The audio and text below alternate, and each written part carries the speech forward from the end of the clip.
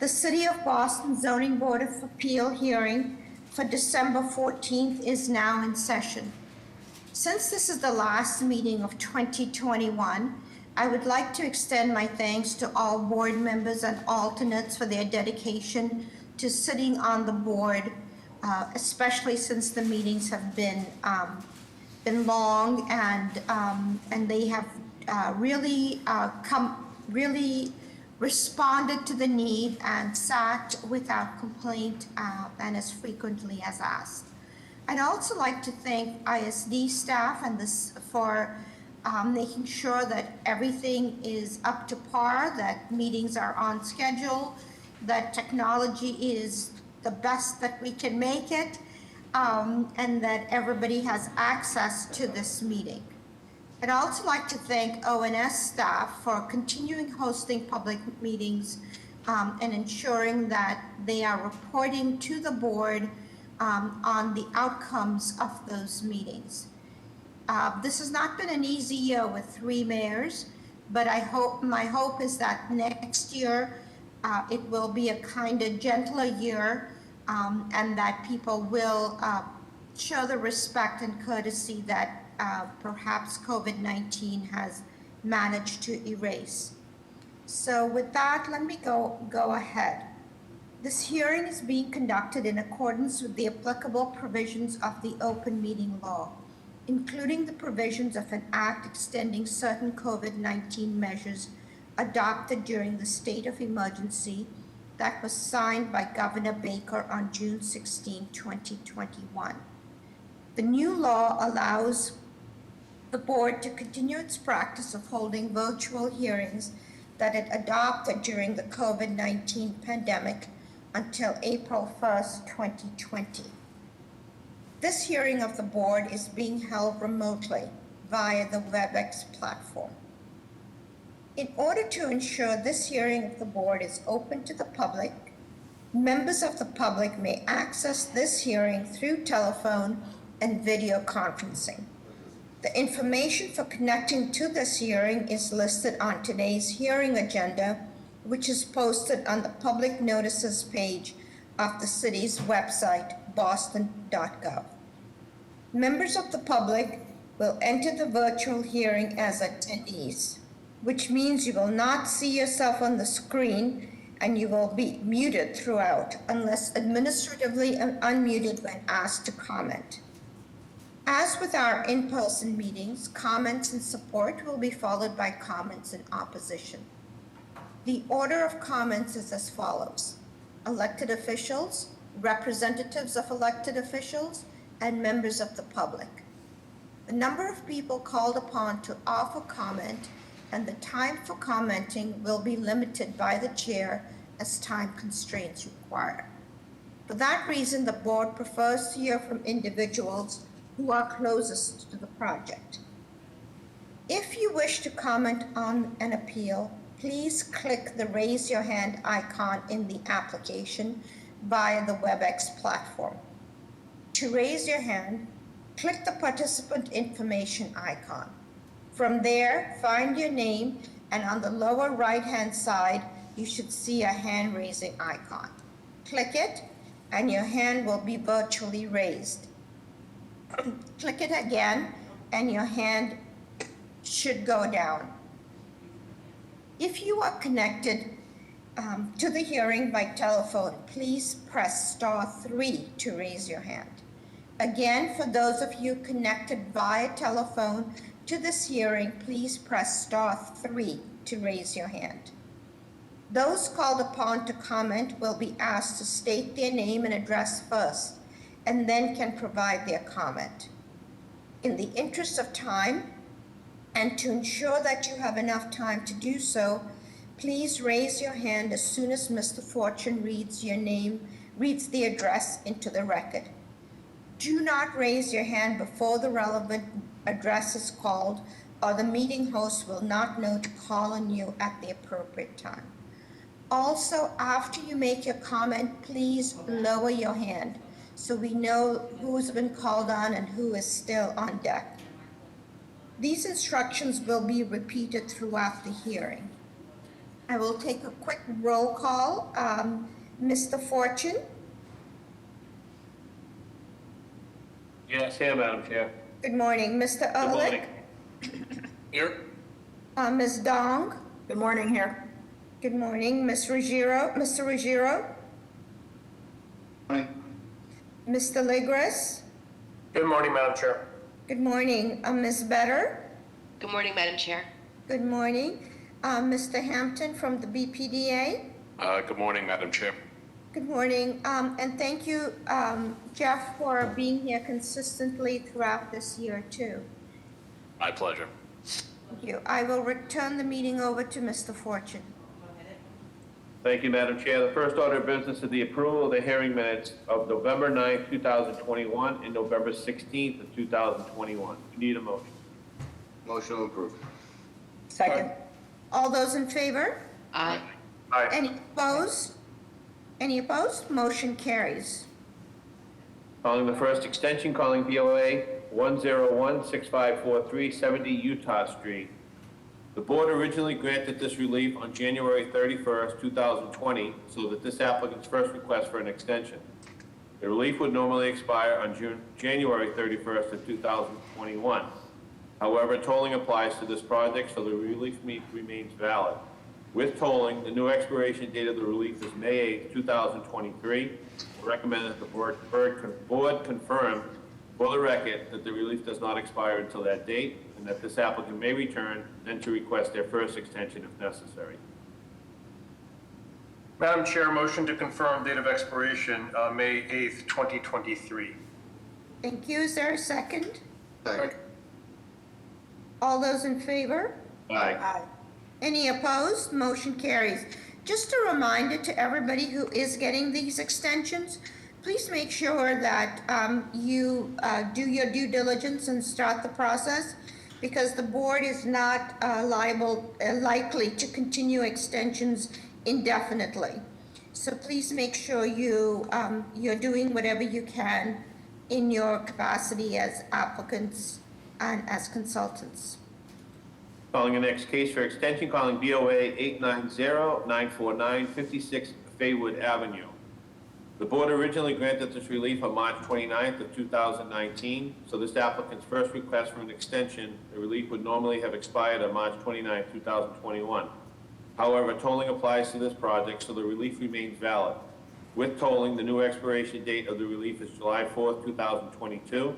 I recommend that the board confirm for the record that this relief does not expire until that date, and that the applicant may return to the board at the hearing that precedes that date, because it is a holiday, to request their first extension if necessary. Madam Chair, would you want to talk to the applicant, or do you want me to just go right to this and then? Let's go right ahead, because I'm assuming that all applicants have heard what I've said about having indefinite extensions. All right, Mr. Legis, your turn. Madam Chair, motion to confirm that the expiration date of the relief is through July 4th, 2022. Second. All those in favor? Aye. Any opposed? Motion carries. Calling the next case, calling BOA 100-1052, 60 to 62 Alpine Street. The board originally granted this relief on December 23rd of 2020. Tolling does not apply because the board made its decision after the beginning of the state of emergency. However, this relief is still valid until December 23rd of 2022, so the applicant does not need an extension at this time. I recommend that the board deny on the basis and inform the applicant they can return in December 2022 to request their first extension if necessary. Is there a date on December 22? It does not give a date, but we can probably stick to December 23rd if you'd like. Yes, that would be good. Okay, may I have a motion, please? Mr. Legis, would you like to make that motion? Sure, Madam Chair, was there a request, I'm a little bit confused on this one, was there a request for a further extension by the applicant? Do we need to hear from the applicant? No, I think Need we an should, extension at this time. yeah, we should just confirm the date until 12/23/22.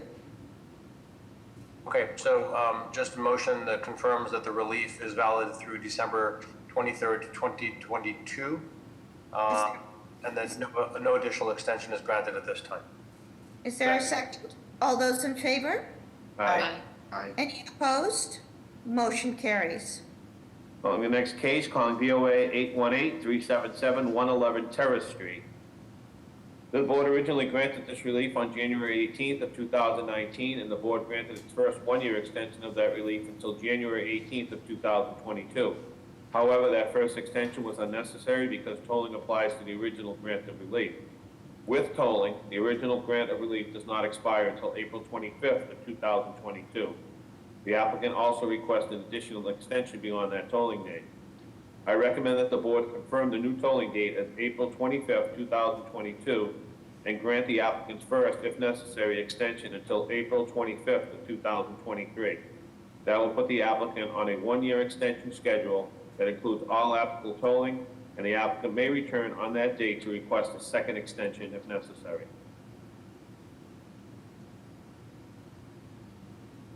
Mr. Ligris, let's do the one-year extension. Okay, motion to extend relief through April 25th, 2023, which is inclusive of all applicable tolling. Second. All those in favor? Aye. Any opposed? Motion carries. Mr. Ross, you've heard what I've said before, so hopefully this project can get underway in the time that you have.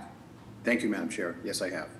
Calling the next case, calling BOA 985-935-705 VFW Parkway. The board originally granted this relief on December 6th of 2019, so this is the applicant's first request for an extension. The relief would normally have expired on December 6th, 2021.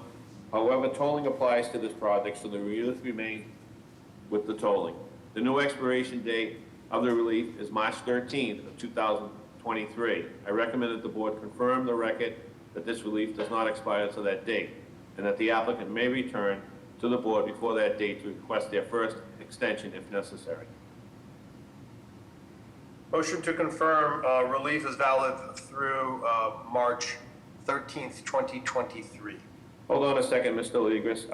I just have to talk to counsel here because it looks like the date was originally December 6th of 2023, and now we have a new tolling date of March 13th of 2023. I don't know if that makes a difference. So hold on a second, board. Yep. We went from the bottom here to this right here. Something. Yeah, so this is the tolling would have normally been, or the regular expiration would have normally been December 6th of this year, but with the tolling, it's extended until March of 2020. Okay, Mr. Ligris, you're correct. Abe, may I have a motion, please? Motion is to confirm that relief is valid through March 13th, 2023. Second. All those in favor? Aye. Any opposed? Motion carries. Calling the next case, calling BOA 102-7373-171-179 Bowden Street. The board originally granted this relief on February 7th of 2020, so this is the applicant's first request for an extension. The relief would normally expire on February 7th of 2022. However, tolling applies to this project, so the relief remains valid. With tolling, the new expiration date of the relief is May 15th, 2023. I recommend that the board confirm for the record that this relief does not expire until that date, and that the applicant may return to the board before the date to request their first extension if necessary. Motion to confirm that relief is valid through May 15th, 2023. Second. All those in favor? Aye. Any opposed? Motion carries. Calling the next case, calling BOA 923-906-238 Saratoga Street. The board originally granted this relief on August 30th of 2019, so this is the applicant's first request for an extension. The relief would normally have expired on August 30th of 2021. However, tolling applies to this project, so the relief remains valid. With tolling, the new expiration date of the relief is December 5th, 2022. I recommend that the board confirm for the record that this relief does not expire until that date, and that the applicant may return to the board before that date to request their first extension if necessary. Motion to confirm that relief is valid through December 5th, 2022. I'll second the motion. All those in favor? Aye. Any opposed? Motion carries.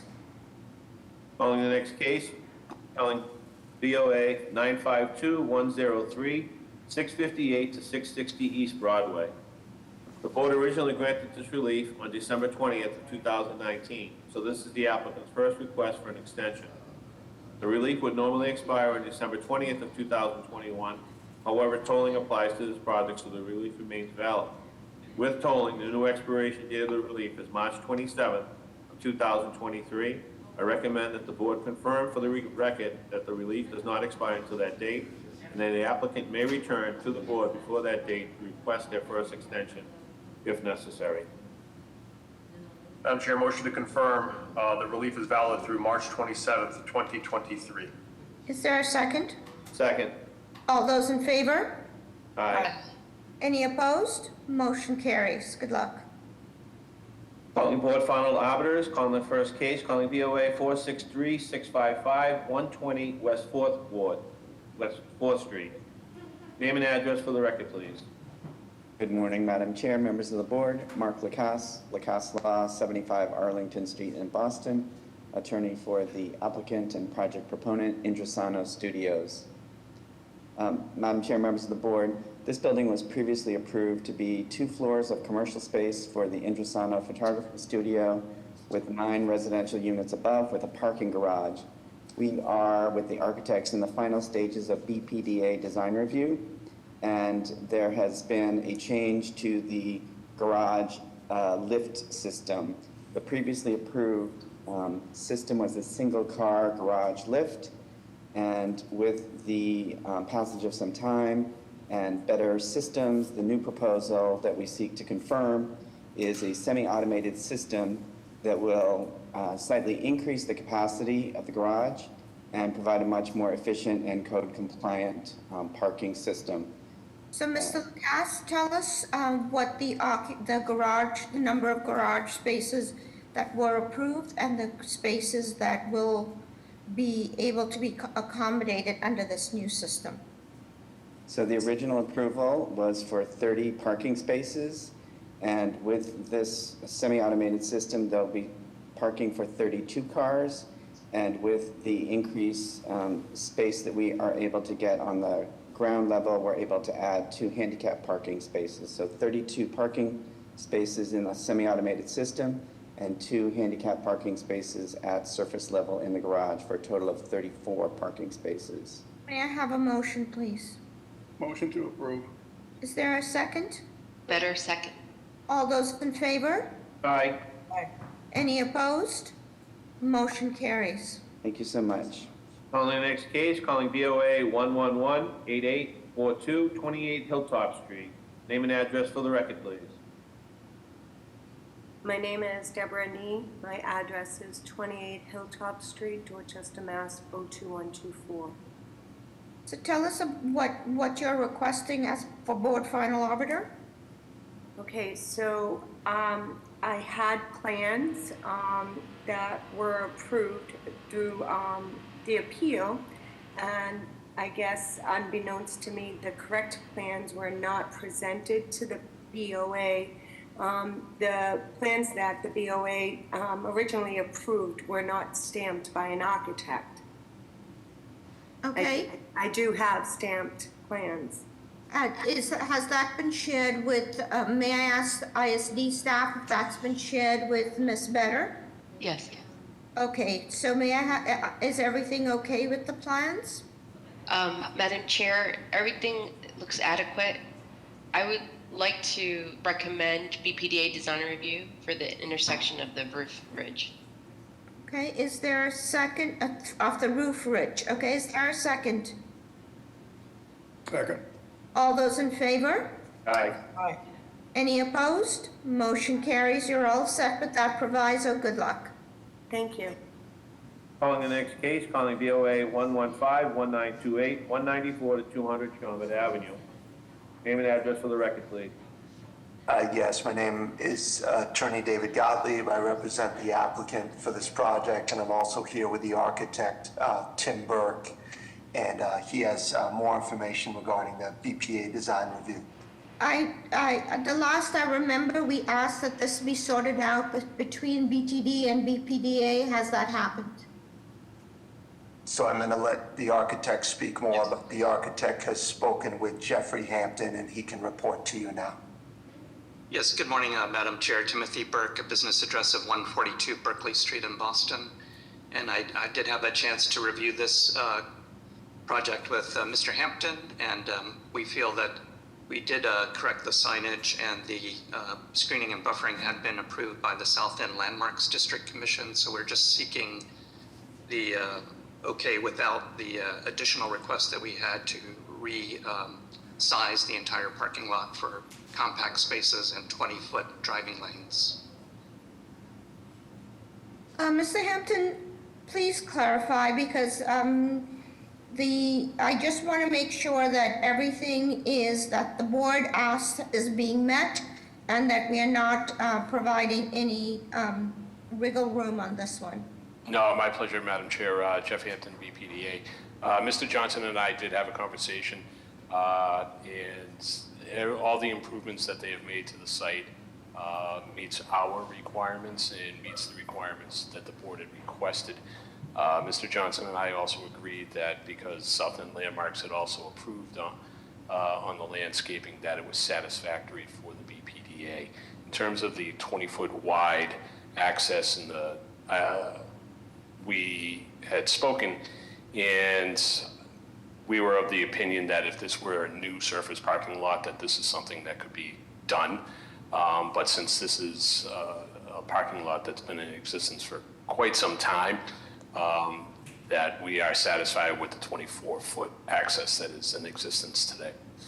And the capacity of the lot remains the same? Yes, ma'am. It does not increase or decrease in any way? No, it does not. Okay, may I have a motion then? Motion to approve. Is there a second? I second Barraza. All those in favor? Aye. Aye. Any opposed? Motion carries. Thank you very much. Thank you. Calling the next case, calling BOA 659-702, 86 to 88 North Washington Street. Name and address for the record, please.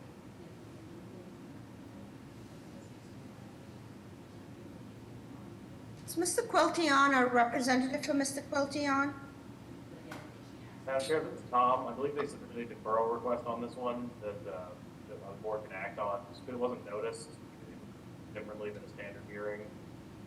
Yes, good morning. Good morning, Madam Chair, members of the board. I'm standing in for Dennis Quilty this morning. We had submitted a request yesterday to defer this matter. The principal of the applicant had actually just been diagnosed with COVID as of yesterday, and he would like to be present for the hearing. So we would just kindly ask for a deferral to the next board hearing to discuss this matter. Okay, so may I have a motion? Motion to defer. Is there a second? Second. All those in favor? Aye. Any opposed? Motion carries. We'll have a date of January 11th at 9:30. Okay. Calling the next Thank you. The next case for G-Cod, calling BOA 126-6935, 144 to 162 Charles Street. This is new construction of 4 residential units. Hold I'm on. sorry. Sorry. Nope, I got the wrong one, sorry. Okay, sorry. Okay.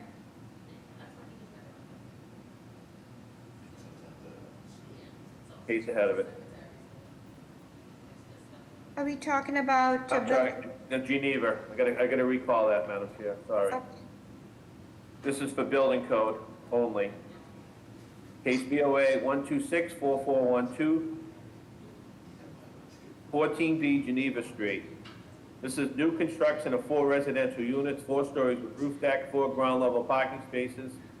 The violations are for 9th edition 780 CMR 1011 stairways, 1011.12.2 roof access. Where a stairway is provided to a roof, access to that roof shall be provided through a penthouse complying with section 1510.2. The 9th edition 780 CMR 1006.3 egress from stories of occupied roofs. The means of egress system serving any story or occupied roof shall be provided with the number of exits or access to exits based on the aggregate occupant load served in accordance with this section. The path of the egress travel to an exit shall not pass through more than one adjacent story. The name and address for the record, please. Good morning, Madam Chair and members of the board. My name is Mark Savatsky. My address for the record is 4 Payne Street, Unit 4, Dorchester, Mass. 02122. I'm here representing as a member of the development team, and joining me today is Philip Sema of Balance Architects. Zoning relief for this project was provided on September 21st. At that time, the project included 2 private roof decks. The building code relief we're seeking today will allow those roof decks to be constructed without a head house and using a hatch. Thank you for your time and happy to answer any questions. Ms. Better, may I have a motion?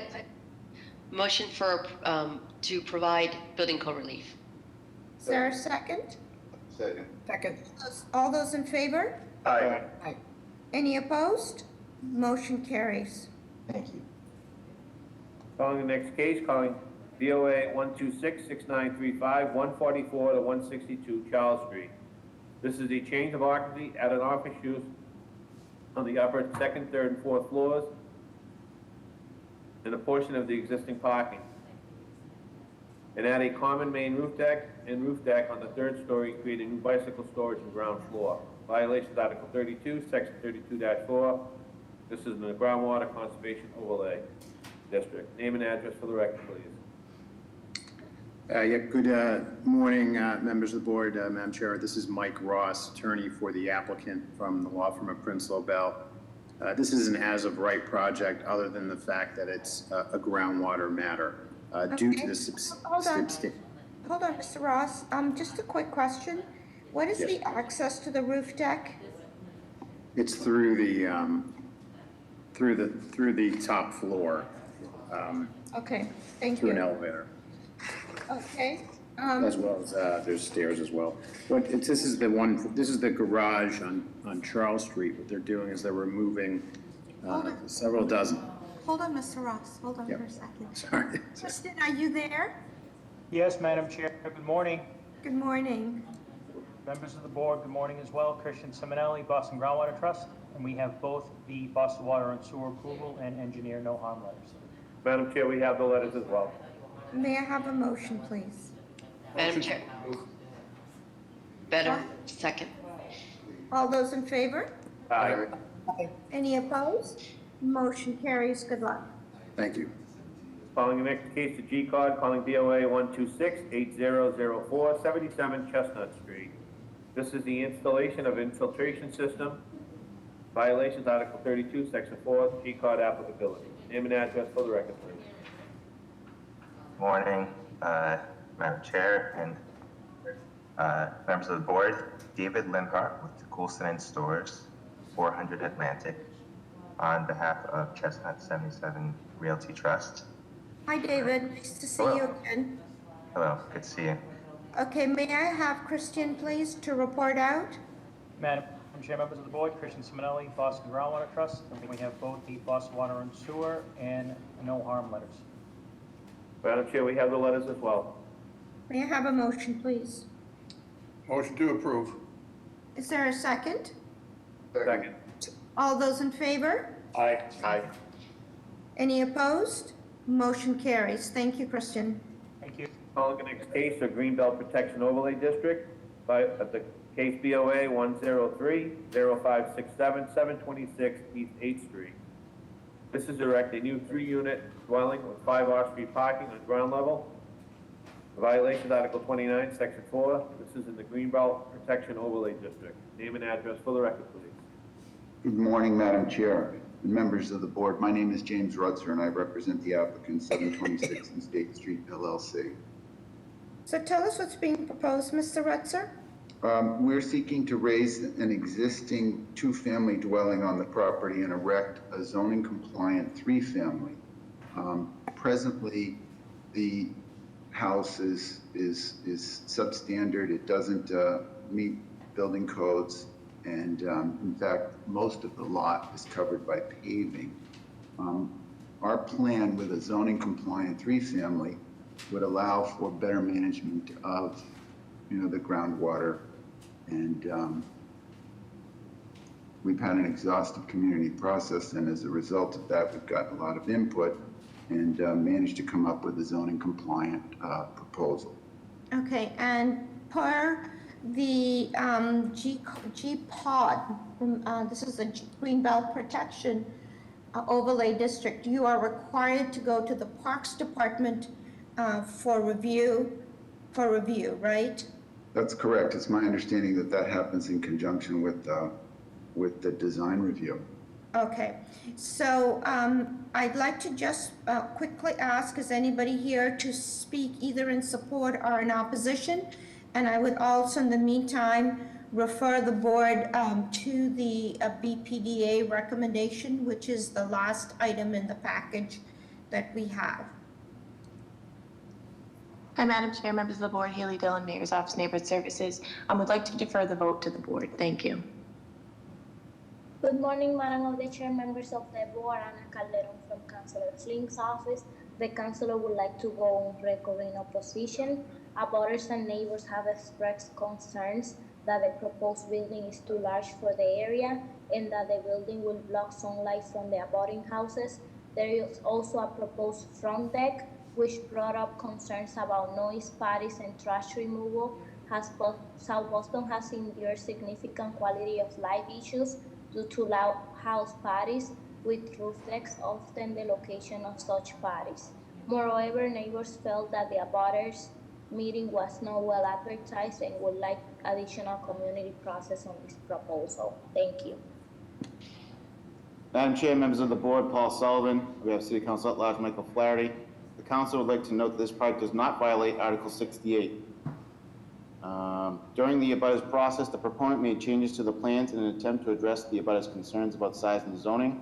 This is now a matter of right project, so the council will defer to the board's knowledge and wisdom for understanding and interpreting the zoning laws as it pertains to unnecessary and unintentional hardships, and ask the proponent continue to work with the abutters as the project moves forward. Thank you. Madam Chair, Secretary here, we do have a couple of letters of opposition, and Ms. Anner had, from Councilor Flynn, had hit those topics. Right. And Madam Chair, I have no raised hands. Thank you.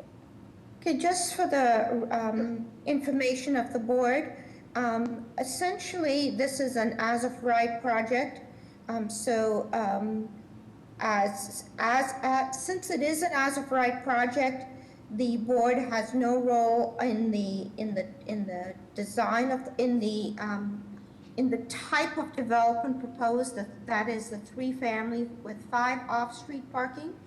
We've had certain projects that have come in over the years where the board has denied the project. It has gone to the Superior Court, and in all events, I would say it's 4 or 5 times the Superior Court reacted in opposition to this board's recommendation. Thus, all we're looking at is the Greenbelt Protection Overlay District and the recommendations that the BPDA has recommended. So may I have a motion to that effect? So I'd like to make a motion to approve with the proviso that trees be installed. Can we accept the BPDA recommendations as listed? I'm fine with that, yep. Yes? Is there a second? Second. I'll second. All those in favor? Aye. Aye. Any opposed? Motion carries. Madam Chair, this is Tom. Can I ask that the board read those recommendations into the record for the public? All right, I'll read them. That the plans be submitted to the Parks Department for review and approval, and to the agency for design review with specific attention to the preservation of any on-site trees. Trees of 6-inch caliber or above are particularly significant and should be protected to the greatest extent possible. Where impacts are unavoidable and trees must be removed, tree replacement should be at a 1-to-1 ratio based on the caliber size of the removed trees. Given the location to the G-pod, the proponent should consider a street tree on the sidewalk if they have the minimum dimensions to provide the 3-foot wide pit and the 5-foot clear sidewalk. And that's exclusive of the 6-foot curb. So that's in record. 6-inch curb. Yes, yes, so, I'm sorry, 6-inch curb. So, that's in the record, so, the motion has been made, it's been seconded, good luck. Thank you, Madam Chair, members of the board. I'm going to call the 9:30 hearing for any deferrals or withdrawals. If you can give me the address first, please. Good morning. 340 Meridian Street. Sorry. Sure. For the record, calling BOA 123-7032, 340 Meridian Street. Name and address for the record, please. Thank you, Madam Chair, members of the board. Jeff Drago with Drago and Toscano with the business address of 11 Beacon Street. We are seeking a hopefully quick deferral. This is administrative deferral based on plans that were resubmitted. ISD did trigger upon review an additional violation which has to be re-advertised. So we are seeking a deferral based on that. And I'm assuming there is no basement unit? There's no basement. It's a complete walkout, Madam Chair. Okay. May I have a motion? Motion to defer. Is there a second? Second, Legris. All those in favor? Aye. Any opposed? Motion carries. The date, please. Mr. Drago, the earliest you can get in is February 8th at 12:30. Thank you very much, members of the board. Are there any other deferrals or withdrawals? If you give me the address first, please. 64 Haynes Street, but I have two others as well. Okay. For the record, calling VOA 126-4910, 64 Haynes Street. Name and address for the record, please.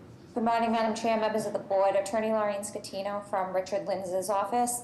We're seeking a short deferral on this. Richard had an unavoidable conflict come up at the last minute for these hearings, and he's not able to attend this morning. So we are just seeking a short deferral. He May I needs have to apologize to the board. May I have a motion, please? Motion to defer, Legris. Second? Second. All those in favor? Aye. Aye. Any opposed? Motion carries. The date, please. Unfortunately, like I said, we already have January full, so we're going to be into February, so it's going to be February 8th at 12:30. Thank you. Council, what are the other addresses? 437 Frankfurt Street.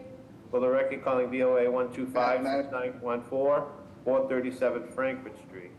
Name and address for the record, please. Madam Chair, I need to recuse myself. Madam Chair, I too need to recuse myself. And Okay, so Lorraine, are you doing East Eagle Street too?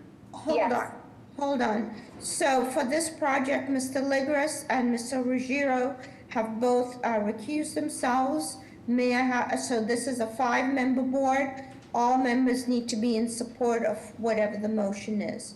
May I have a motion? May I have a motion, please? Motion to defer.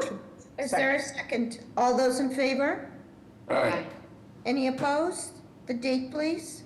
That'll be also February 8th at 12:30. Thank you. And what was the other address? 221 East Eagle. Okay. Hold on 2 seconds here. For the record, calling BOA 125-6992, 221 East Eagle Street. Name and address for the record, please. Attorney Laureen Scatino, 245 Sumner Street from Richard Linz's office. As I mentioned before, Richard had an unavoidable conflict. Thank you. Ruggiero, Mr. Ruggiero, you're recusing? Correct. Is Mr. Legris recusing too? I am. Okay. Again, just to reiterate, this is a 5-member board, and everybody has to be in support of the motion. May I have a motion, please? Motion to defer. Second. All those in favor? Aye. Any opposed? Motion carries. The date, please. We also have a date of February 8th at 12:30. Thank you. Thank you for your courtesy. And just a reminder, Mr. Broom, that on February 8th, since we are already aware that there will be a couple of board members recusing, that we have, others in place sitting that day so that we have a full and robust board. Certainly, Madam Chair, I'll make a note of it. Okay, thank you. Are there any other deferrals or withdrawals? 157 West Springfield Street, Mr. Secretary. Sure, thank you. Calling BOA 123-7014-157 West Springfield Street. Name and address for the record, please. Good morning, my name is George Moranci. I'm an attorney with the business address of 350 West Broadway in South Boston. Madam Chair, members, we are requesting a deferral because we have not completed compliance with the G-Cod process. While we do have a Boston Water and Sewer Commission approval letter, we do not yet have a no harm letter from the engineer, as Mr. Simonelli is aware, and for that reason, we need to defer, please. May I have a motion, please? Motion to defer. Second. All those in favor? Aye. Any opposed? The date, please? Yes, you have a date of February 8th at 12:30. Thank you. Are there any other deferrals or withdrawals for 9:30 cases? Hearing none, I'll call the first case for 9:30, calling BOA 126-1554, 125 to 131 Thunder Street. This is a change of occupancy to include a fitness center and spin studio. The violation is Article 53, Section 15. The use is conditional. Name and address for the record, please. Morning, Madam Chair, members of the board, Attorney Ryan Gosda from McDermott Quilty Miller, 28 State Street, Suite 802, Boston, Mass. On behalf of the applicant, I do believe that Drew Colbert and Toby Boyce are also with them. Okay, so tell us, was this a project that was approved by this board? Added as stated, that'd be great. As application seeking change. I'm sorry, state it again, kind of broke up. Was this project that, was it approved by the board in the past? It was, yeah. So it's a recently constructed residential building. This is an application to change the use and occupancy of the first floor vacant commercial space to include a fitness and spin studio. It'll be about 3,300 square feet. We've discussed this with ONS and met with the community and have a letter of support from the Maverick Central Neighborhood Association, and no opposition or any concerns have been raised. And is this subject to Chapter 91? Not to my recollection. I don't know if Drew or Toby have anything to add on that, but that's not my understanding of it. Hi, Madam Chair, Drew Colbert from the applicant. The project was subject to Chapter 91, and the retail space, as well as additional uses on the ground floor, are FTA, facilities of public accommodation. This proposed... Out of curiosity, will this also fall into that FPA category? Correct, and the proposed use would still be eligible for FPA. It would be we're working with a small business owner out of East Boston to open this fitness center and spin studio that would be available and accessible to the public. Okay. Is this, just a question, is this the same folks that have been doing the outdoor spin classes during the pandemic? You know that? Hi, this is Toby from Axel Cycle Studio. Yes, it is. Oh, awesome. Congratulations. Any other questions from the board? Oh, Ms. Better, my apologies. How are the plans? Plans are adequate, Madam Chair. Any questions from the board? Is anybody here to speak either in support or in opposition of this proposal? Madam Chair, members of the board, Connor Newman with the Mayor's Office of Neighborhood Services. At this time, the Mayor's Office would like to defer to the judgment of the board on this matter. By way of some background information on the community process that was conducted by our previous liaison, he mentioned the applicant received strong support from the Civic Association, abutters, and the East Main Streets. Thank you.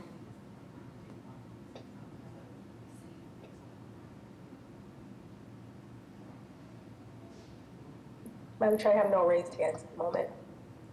Given that information, may I have a motion, please? A motion to approve. Do we need design review for signage or not? No. No, not at all. And just to recognize that the applicant has committed that this will be FPA space. Yep. Is there a second? Second. All those in favor? Aye. Any opposed? Motion carries. You're all set. Good luck. Thank you. Calling the next case, calling BOA 125-3478, 322 Bunker Hill Street. This is a change of use to Unit 1, which is currently a funeral home, to a 3-bedroom residential apartment. Below 2 existing apartments, new use to 3-family, renovate the Unit 1, and add a head house and roof deck. The violation Article 62, Section 8, usable open space is insufficient. Article 62, Section 19, this is in the Neighborhood Design Overlay District. Article 62, Section 29, off-street parking is insufficient. Article 62, Section 12, roof structure restrictions. Article 62, Section 7, the use is forbidden. And Article 62, Section 8, the side yard is insufficient. Name and address for the record, please.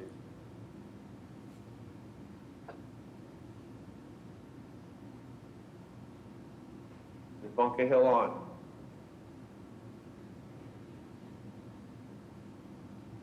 Let's move to the next case.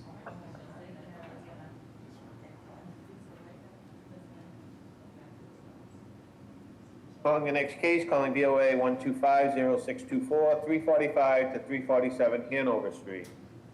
This is to legalize occupancy on the first floor, retail space into a real estate office, no work to be done. Violation Article 54, Section 12, the use is conditional. Name and address for the record, please. Morning, Madam Chair, members of the board. Attorney Ryan Gosda from McDermott, Quilty & Miller, 28 State Street, Suite 802, Boston, Mass. On behalf of the applicant. This is a simple change of use and occupancy of the first floor commercial building. The upper floors, I should state, actually are residential, but the lower floor has historically been a commercial space. I believe it used to be a printing shop or a clothing store. We're seeking to legalize the change of the first floor to a retail, residential, real estate office, if you will. About 280 square feet, so to be relatively small in footprint. We have discussed this proposal with members of the community through the ONS neighborhood meeting, as well as a meeting with the North End Waterfront Neighborhood Council, and have received no indication of opposition. And since this is a conditional use, what are the hours of operation intended for this office?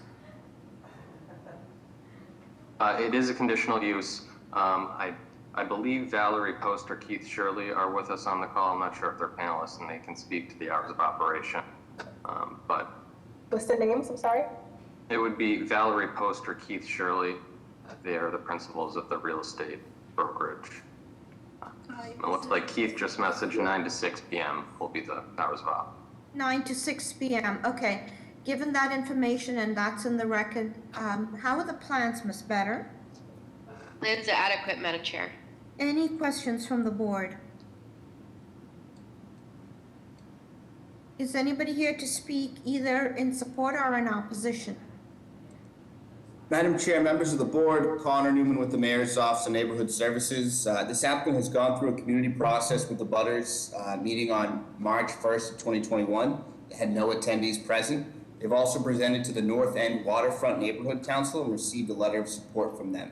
During the community process, no concerns have been brought to the attention of our office. This time, we'd like to defer to the judgment of the board. Thank you. Hi, Madam Chair, members of the board. Patrick Lyons on behalf of State Representative Aaron Michaelwitz. We'd like to go on record in support of this project. Madam Chair, I have no raised hands at the moment. May I have a motion, please? Motion to approve. Is there a second? All those in favor? Aye. Aye. Any opposed? Motion carries. Thank you. Calling the next 3 cases, calling BOA 126-6730, 4 to 18 Cheney Street. There are 2 companion cases, BOA 126-6732, 20 to 28 Cheney Street, and BOA 126-6736, 3 Schuyler Street. Madam Chair, would you like to do these one at a time because they are a good size and they're different violations? Or would you like to read all 3 into the record? I see the applicant is the same. I just wanted to know if they're essentially abutting parcels. Can somebody from JP&DC clarify? Because it looks like some of them might be.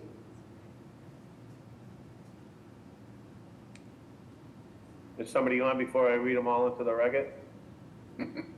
They did check in earlier. They can't unmute, so it's Ricky Pereira. Yep,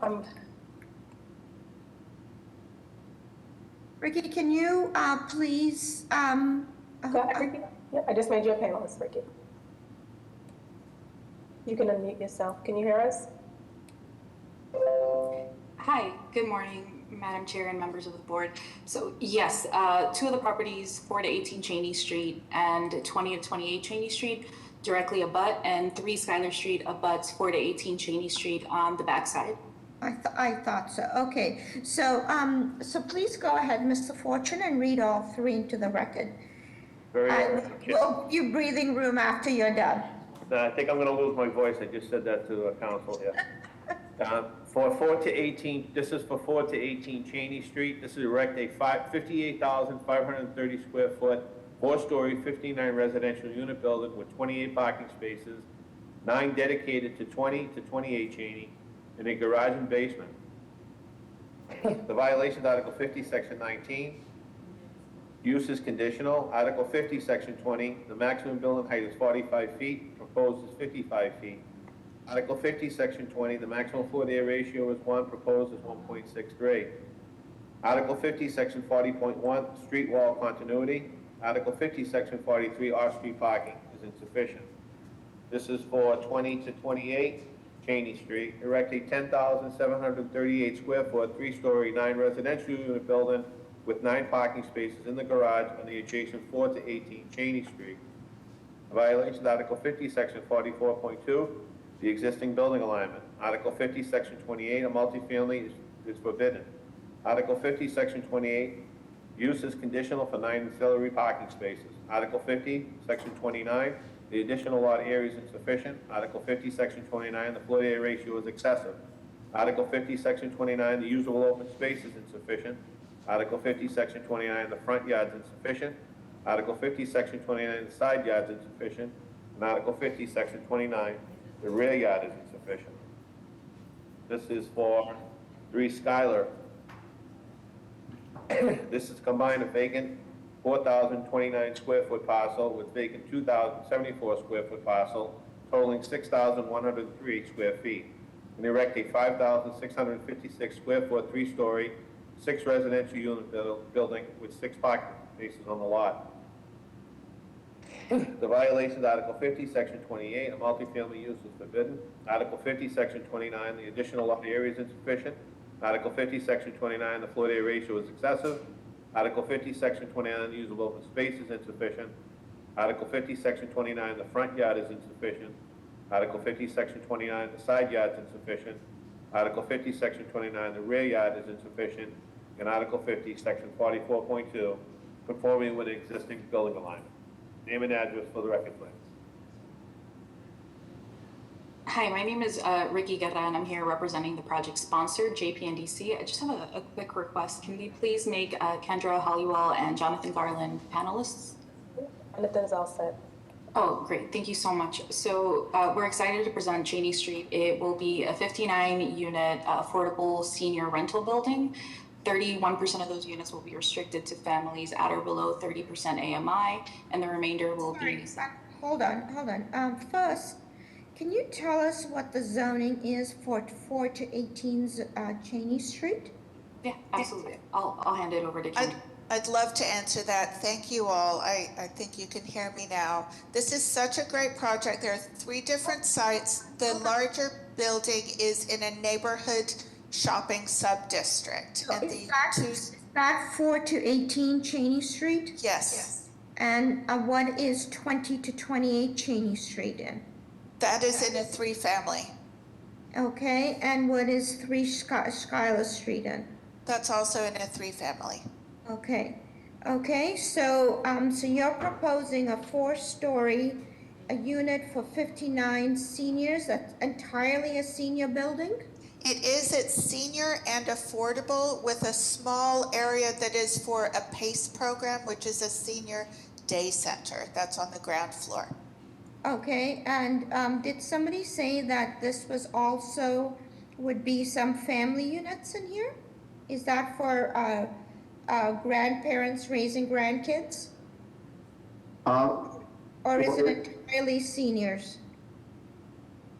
The mid-rise building is for seniors, yes. Okay, so that is at 4 to 18. Can you tell us about the breakdown of the units? Are they all one-bedroom, studios, whatever? Yeah. There are 57 one-bedroom apartments, and there are 2 two-bedroom apartments. And tell us about the square feet of the one-bedrooms. Oh, goodness. They are very efficient. They're less than, I think they're about 600 square feet. And the two bedrooms? Probably just over 800. 800 square feet. And there are 28 parking spaces provided here? Yes, and those are in conjunction with the adjacent homeownership parcel on Cheney Street as well, just up the hill. Okay. Ms. Ambassador, can you please show us the view of this building in context of the neighborhood? I just looked up the square footages. The one bedroom is 647 square feet approximately, and the two bedrooms about 950. Two bedrooms are 950, and what were the one bedrooms again? I would say 650. Okay. Okay. And is there any roof decks proposed on this building? Currently there is. You can see that in the rendering on the screen where the building steps up the hill. It allows for a small roof deck for the seniors with a small amenity space next to that. Okay, so tell us about 20 to 28. So 20 to 28, Cheney, Madam Chair, is a combination of 9 home ownership units for families. Each of them are 3-bedroom units, and they're approximately 1,000 square feet. And at what level of AMI? Ricky, do you have that? Yeah, 80 and 100% AMI. 80 to 100%? That's correct. Okay, and then there's 9 parking spaces. And then tell us about 3 Schuyler Street. 3 Schuyler Street is a collection of 6 homeownership units for families, each of them being 2-bedroom units, about 880 square feet. 880, and there are 6 homeownership. All 6 are homeownership. Correct. Okay, and is this a rendering on the right-hand side, the yellow building? That's correct. Okay, now tell us again how parking is anticipated to work. Is it supposed to be shared parking? Are these lots going to be combined, or will they be held separately? So as you see in the yellow building, the Schuyler Street building, that will have 6 off-street, on-site parking spaces. So each unit will have 1 parking space deeded to it right on site there. For 20 to 28 Cheney, there are 9 units. Those 9 parking spaces will be in the garage of the adjacent mid-rise building at 4 to 18 Cheney Street. Okay, and then, and there'll be 28 parking spots for the 59 seniors, okay? And so are you proposing to combine 4 to 18 and 20 to 28 as one lot? No, these would remain as 3 distinct lots. In your question, 2 distinct lots.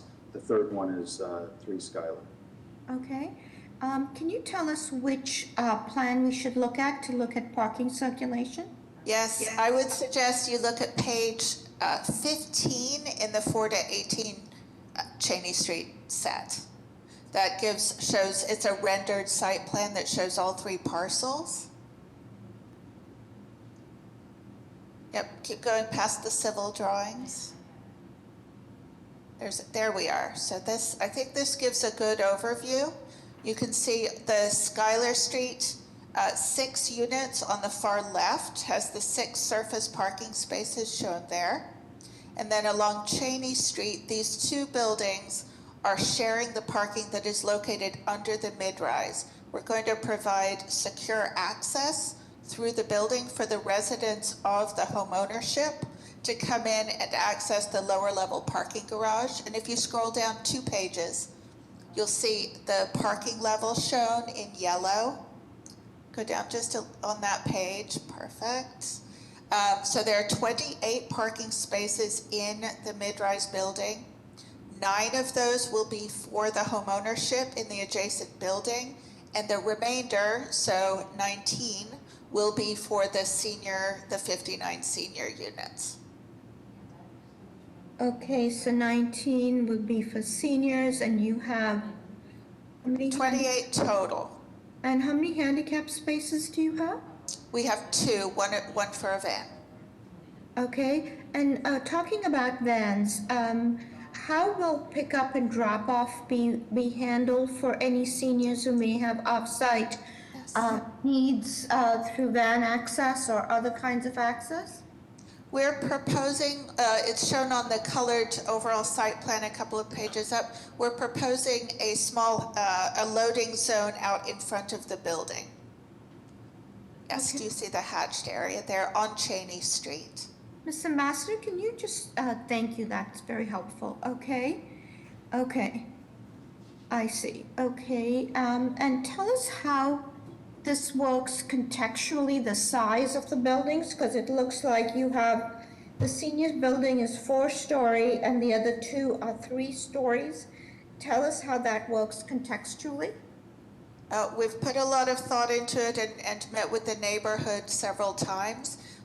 There's a page with some renderings. It's the 4th page in this set that shows, I think we've done some more renderings since the submission, but the image at the bottom right on page 4, there we are.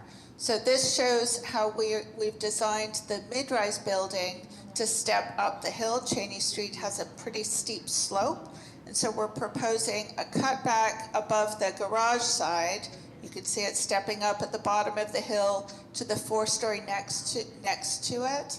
And then this building that is sort of grayed out is the 20 to 24 Cheney Street as these come up the hill. So we've been working in conjunction to fit into the context, incorporating on the Cheney Street building. Jonathan Garland has incorporated these bow fronts that really fit into the neighborhood. And then for the larger building, we've incorporated the buff colored brick, the heavy cornice that we see in some other of the larger apartment scale buildings in the neighborhood.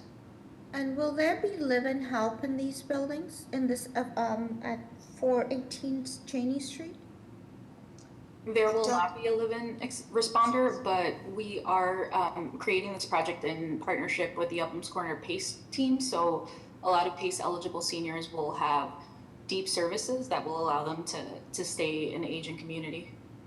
Okay. And I also just want to mention that although they are 3 separate lots, we are taking a campus approach to the project, which is one of the reasons why 9 of the parking spaces for 20 to 28 Cheney will be located underneath 4 to 18.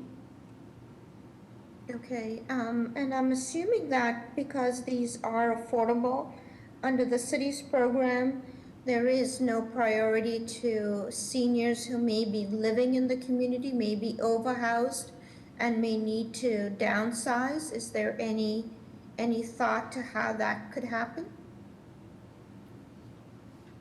We're still in the process of figuring that out. I'm not sure if the city will allow us to have a priority, but whatever neighborhood priority we can move forward with, we definitely will. Okay. How are the plans, Ms. Sabetter? Madam Chair, the plans are adequate. Any questions from the board?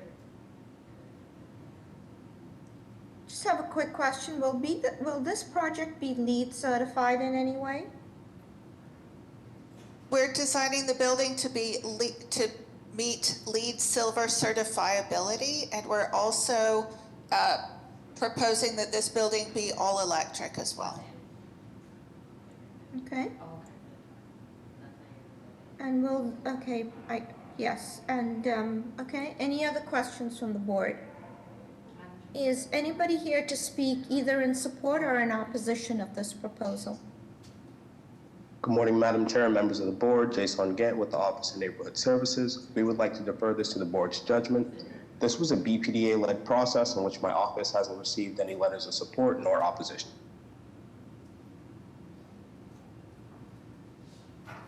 Madam Chair, I do have a few raised hands that I Don't know if any electeds, any of the electeds are on, no? Okay. Okay, I'll start with Indira. You've been unmuted. Can you state your name and address for the record, please? My address is 84 Hamilton Street in Dorchester. As a lifelong resident of Dorchester, I'm here to speak in support of JPNDC's Cheney Street project that will gratefully create affordable housing for seniors and affordable homeownership opportunities for families. Again, thank you for giving me a moment to share. Thank you. Okay, Connie, you've been unmuted. The system's a little newer now, so I think you have to accept the request to unmute. Can you hear me? Can you hear me, Connie?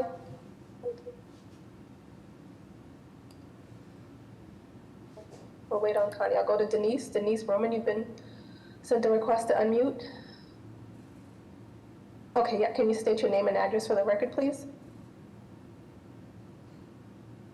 Denise?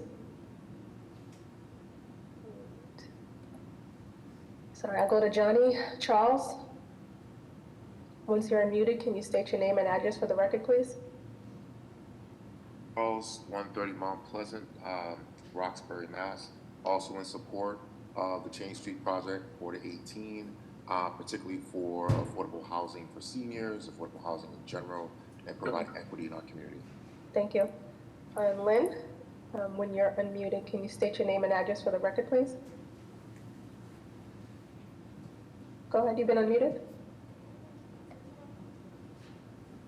Hi, Lynn. Hi, Jessica. This is Tom. Yeah. We got a message from Cisnel Baez for Councilor Media's office. Mr. Cisnel, okay. She should be a panelist, so she can unmute herself. Go ahead, Cisnel, go ahead. Thank you so much. Yep. I appreciate it. Thank you to Madam Chair and the members of the board. My name is Cisnel Baez. I am here on behalf of Councilor at Large Joey Mejia. Our office would like to go on record to support this project and affordable housing for all elders. Thank you. Thank you. I'm gonna try to go back to Connie. Okay, there you go. Okay, Connie, can you hear us? Yes, hi, Connie from the Garrison Trotter Neighborhood Association. The proponents did come before the Garrison Trotter Neighborhood Association as well as several other groups in the community. However, when they started revising plans, they did not have a completion of the community process. And we're representing multiple groups in the community. So while the project may have its merits, there was a constant changing of the plans. And so we have not had a chance to evaluate the plans that even you're seeing today. As you heard them speaking, they said, oh, we've made corrections and changes. They said that even in this meeting that what they had submitted had been changed since they.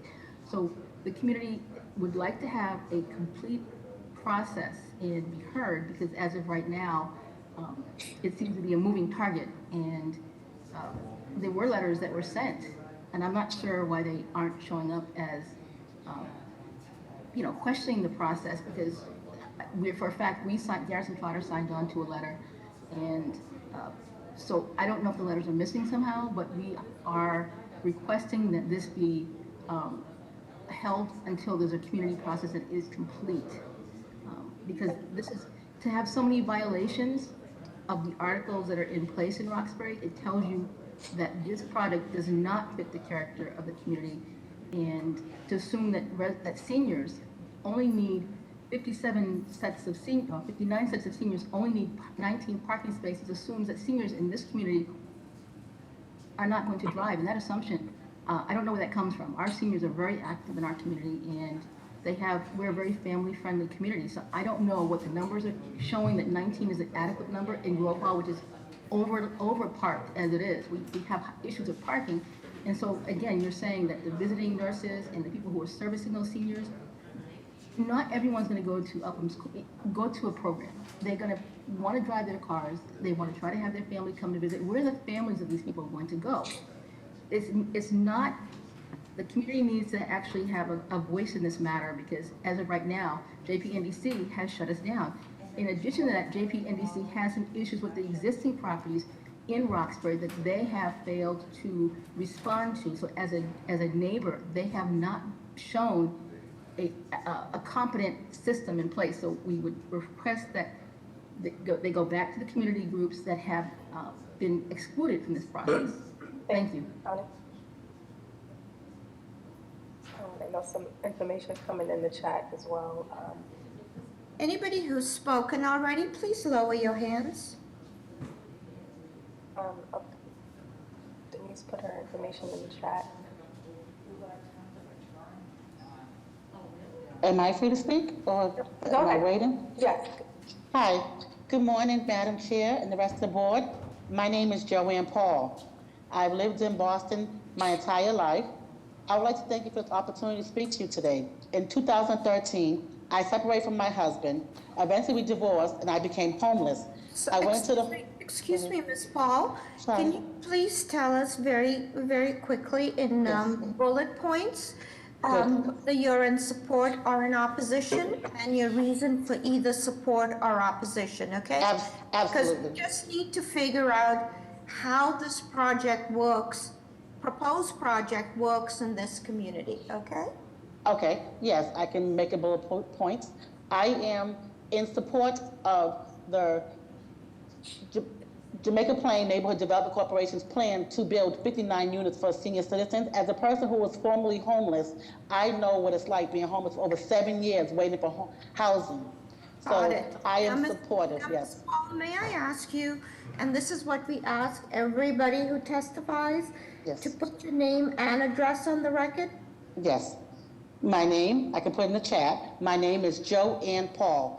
Okay. P as in Peter, A-U-L. My address is 75 Amory Avenue, apartment number 105 in Jamaica Plain, Massachusetts, zip code 02119. Thank you so much. Let's You're move welcome. on. Thank you. Let's Thank move you. on to the next person. Denise, go ahead. I know you put your information in the chat, but did you also want to give verbal testimony? Yeah, are you able to hear me now? I can hear you now. Go ahead. Can you state your name and address for the record, please? Yes, my name is Denise Roman, and I live at 40 Willis Street in Dorchester. And I am in favor of JPNDC Cheney Street project. As a lifelong resident of Dorchester, I believe that, a lot of seniors need affordable housing, and home ownership opportunities is well needed in the community as well. Thank you. Thank you. All right, and Lynn Whipple, did we get to you? Lynn? Can you lower your hand, Denise? I think we're all set for public testimony. Thank you, Madam Chair. Is Elisa on? Oh, I'm sorry, his hand wasn't raised. Go ahead, Mr. Elisa, go ahead.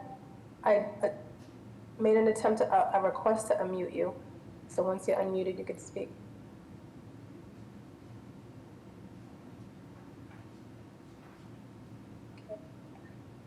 Madam Chair, so the new update, it doesn't just allow me to unmute people. I have to send a request, and once they accept the request, they're unmuted. But Louis isn't responding to the request to unmute. Oh, okay, there you go. Mr. Lisa, go ahead. Can I be heard? Yes, we can hear you now. Thank you. Thank you for the opportunity, Madam Chairman, members of the board. Louis Lisa, President of Garrison Tri-Neighborhood Association, 43 years working in this community. And while we appreciate testimony coming from people who work or committed to or involved with JPNDC, they're not residents of this community or butters or neighbors. They are people who live in the city, and we appreciate them. Garrison Trotter continues and remains in support of housing for elderly, seniors, and others. As we develop housing ourselves, we know the importance of having senior housing. However, this project is not consistent with the needs and concerns of the community as it presently is configured. The buildings are not in any way close to the cultural and spatial relationships that are the buildings that exist in the area. The problems that we identified for JPNDC, we were hoping to work out the concerns, and they have not worked with us consistently in order to make some changes and modifications on the design. What they've shown you in the elevations and drawings is not consistent with the reality of what we are facing on that street. The density of the area does not allow the number of units they want to put there. That number of parking places they put there is not consistent with the demands and needs of what we consider seniors, since seniors are considered from 55 years old now, and a lot of our seniors are still, as Connie said, very active. But we have a lot of other challenges in that area. We'd like modifications in the scope and size, and take in consideration that this building in design does not have any bearing to what exists there right now, and therefore modification would be in place. We support housing, and we'd like to work with them, and we'd ask that you reject this right now. Got it. Can I ask a representative of JPNDC, are you a new participant, a new developer in the Grove Hall area? Because we know that you're very active in JP. However, are these some of the new projects that you're doing, and one of the first projects that you're doing in Grove Hall or other parts of Dorchester/Roxbury?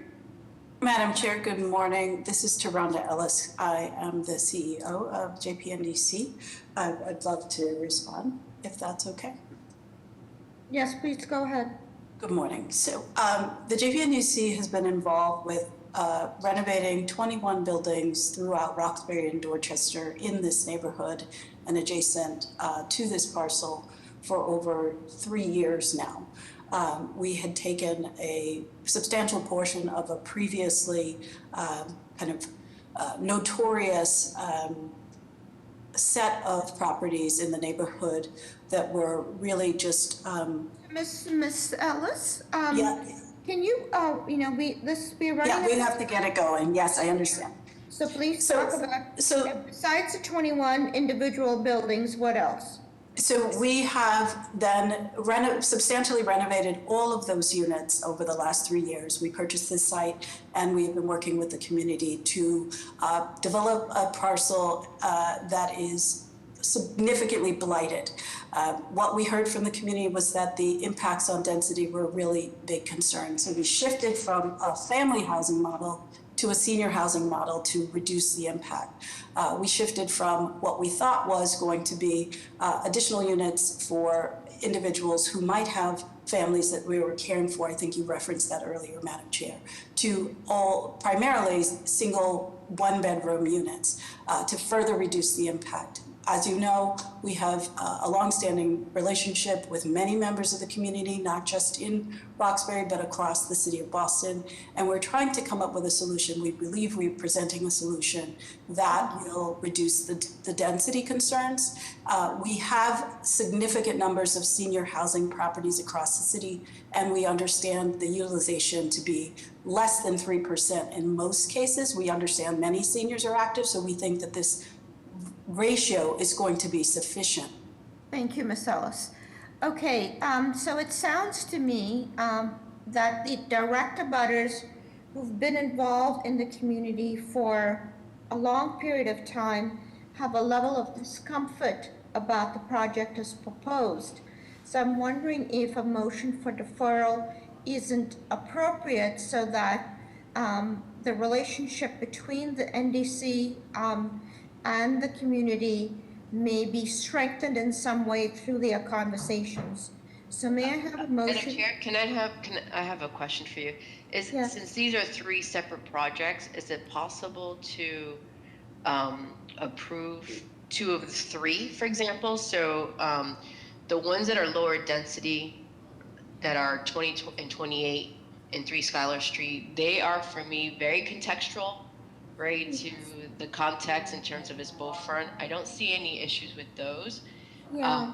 In terms of 418, because of as we already heard, that there needs to be a little bit more of a vetting out process with the neighbor, that one can be deferred. Yeah, it's just a recommendation. Thank you. That's a smart idea, because I do agree with you that Schuyler might be the one that might work. My reluctance with approving or moving ahead with 418 or 2028 is that they are codependent on the park.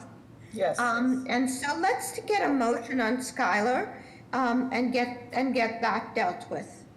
Okay? Motion to approve on Schuyler Street, motion to approve with BPDA design review. Is there a second? Second, Liggers.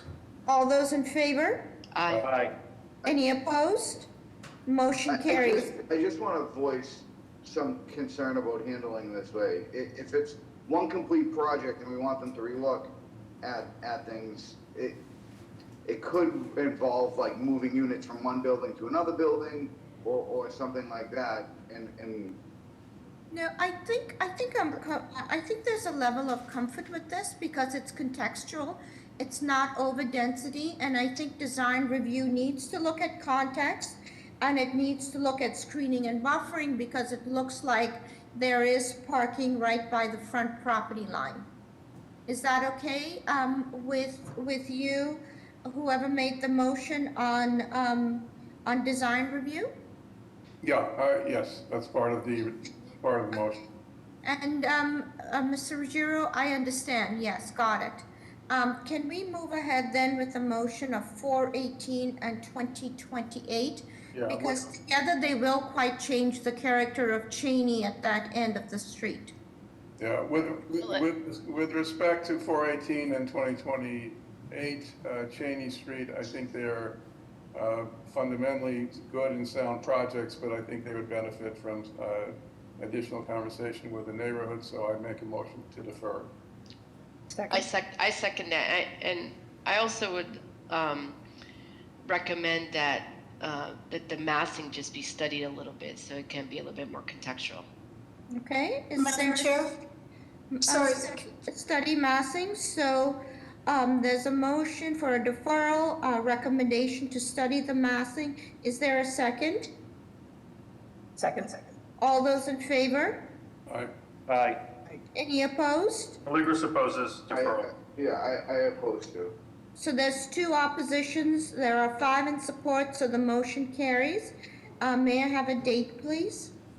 Madam Chair, I know it's the holiday season. The dates that we're in is either February 8th or February 12th, but I don't know when they would be meeting with the community, so. Yeah, let's try for March. Okay. Okay. Madam Chair, for the record, may I just get a comment on the record regarding the massing issue? Hold on. Madam Chair, it'd be March 22nd at March 12:30. At 12:30, okay. Ms. Ellis, thank you. The motion is made, it's carried, and we'll see you in the new year. Thank you. It's now 11:01. I'm going to call the 11 o'clock cases for any deferrals or withdrawals. If you could give me the address first, please. 39 Hancock Street. Thank you. For the record, calling BOA 125-8629, 39 Hancock Street. Name and address for the record, please. Thank you, Madam Chair. Members of the board, Jeff Drago with Drago Toscano with the business address of 11 Beacon Street. We are seeking a deferral on the matter at 39 Hancock Street. We did just recently get some recommendations by the Hancock Civic Association, so we are going to modify the plans and get back to them after the new year. So we would ask for a deferral. Okay. May I have a motion, please? Motion to defer, Legris. Is there a second? Second. All those in favor? Aye. Any opposed? Motion carries. The date, please? You'll have a date of February 8th at 12:30. Thank you very much. Are there any other deferrals for 11 o'clock cases? Okay. Hearing none? I'm sorry. Yes, please, let's go ahead. Hearing none, I'll go to the next case, calling BOA 125-3752, 25 Doris Street. This is a new 2-family construction. The violation is Article 65, Section 8. Use is conditional. Name and address for the record, please. Good morning, Madam Chair, members of the board. My name is George Moranci. I'm an attorney with the business address 350 West Broadway in South Boston. Madam Chair, this case was before the board on April 27th of this year. It was approved by the board, albeit incompletely. It was an application, and it remains an application, for a new 3-story 2-family dwelling in a 3FD 3000 zoning subdistrict in Dorchester at 25 Doris Street. On April 27th, the board granted 2 variances, one for insufficient lot size and one for insufficient lot size for the additional dwelling unit. After the notice of decision issued, the matter was judicially appealed by an abutter, whereupon it was discovered that the zoning refusal letter that had issued for the April hearing was incomplete and that it did not include a conditional use for a 2-family detached dwelling. I think in a 3FD 3000 district or a 3FD sub-district, probably unique in the city in all of the zoning, neighborhood zoning articles. A lesser use, in this case a 2-family in a 3F district, is actually a conditional use because this is a triple-decker district. Hold on, I'm Mr. sorry, go ahead. This was approved. Was it approved? Yes. Were there any conditions it was approved under? BPDA design review, Madam Chair. And the X's mean that the proposal we are seeing today differs from the one we had seen and that the decks have been removed? No, it was, the plans that are being seen today are exactly what were approved on April 27th. They had shown the removal at that time of those balconies in conformance with some of the concerns expressed during the community process at that time. So the plans that you see are identical. So this is just to perfect the record? That is correct. Okay, may I have a motion, please? Motion to approve. Is there a second? Second. All those in favor? Aye. Any opposed? Motion carries. Just to make sure that, in fact, design review looks at that screen door and looks at it contextually, okay? Let's move to the next project. Thank you. Calling the next case, calling BOA 124-5715, 11 McClellan Street. This is new construction of 3-family on 4-grade parking spaces. The violation is Article 10, Section 1. Limitation of parking area, Article 60, Section 9, the floor to area ratio is excessive. Article 60, Section 9, the rear yard is insufficient. Article 60, Section 40, off-street parking, design maneuverability. Article 60, Section 9, the additional lot area is insufficient. Article 60, Section 9, the lot area is insufficient. Article 60, Section 9, the building has excessive in stories. Article 60, Section 9, the building has excessive in feet. And Article 60, Section 9, the front yard is insufficient. Name and address for the record, please. Hello, my name is Jennifer Ha. I'm from Hugh Architecture, business address 181 Bowden Street, Dorchester. I'm speaking on behalf of the applicant for 11 McClellan Street. Excuse me, Madam Chair, this is Tom. It looks like we may have lost the presenter screen. Yes, okay, thank you.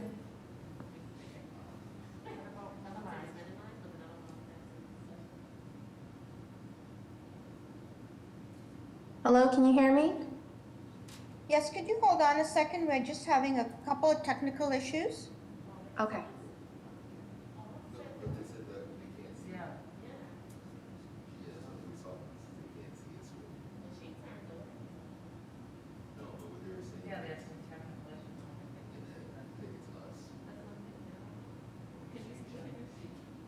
While we're on hold, if anyone is in the attendees section, but they need to be elevated to a panelist because they're going to be presenting their own project, or you're part of the development team, please send me a message in the chat or raise your hand so we can get you to the right place while we're waiting. Thank you.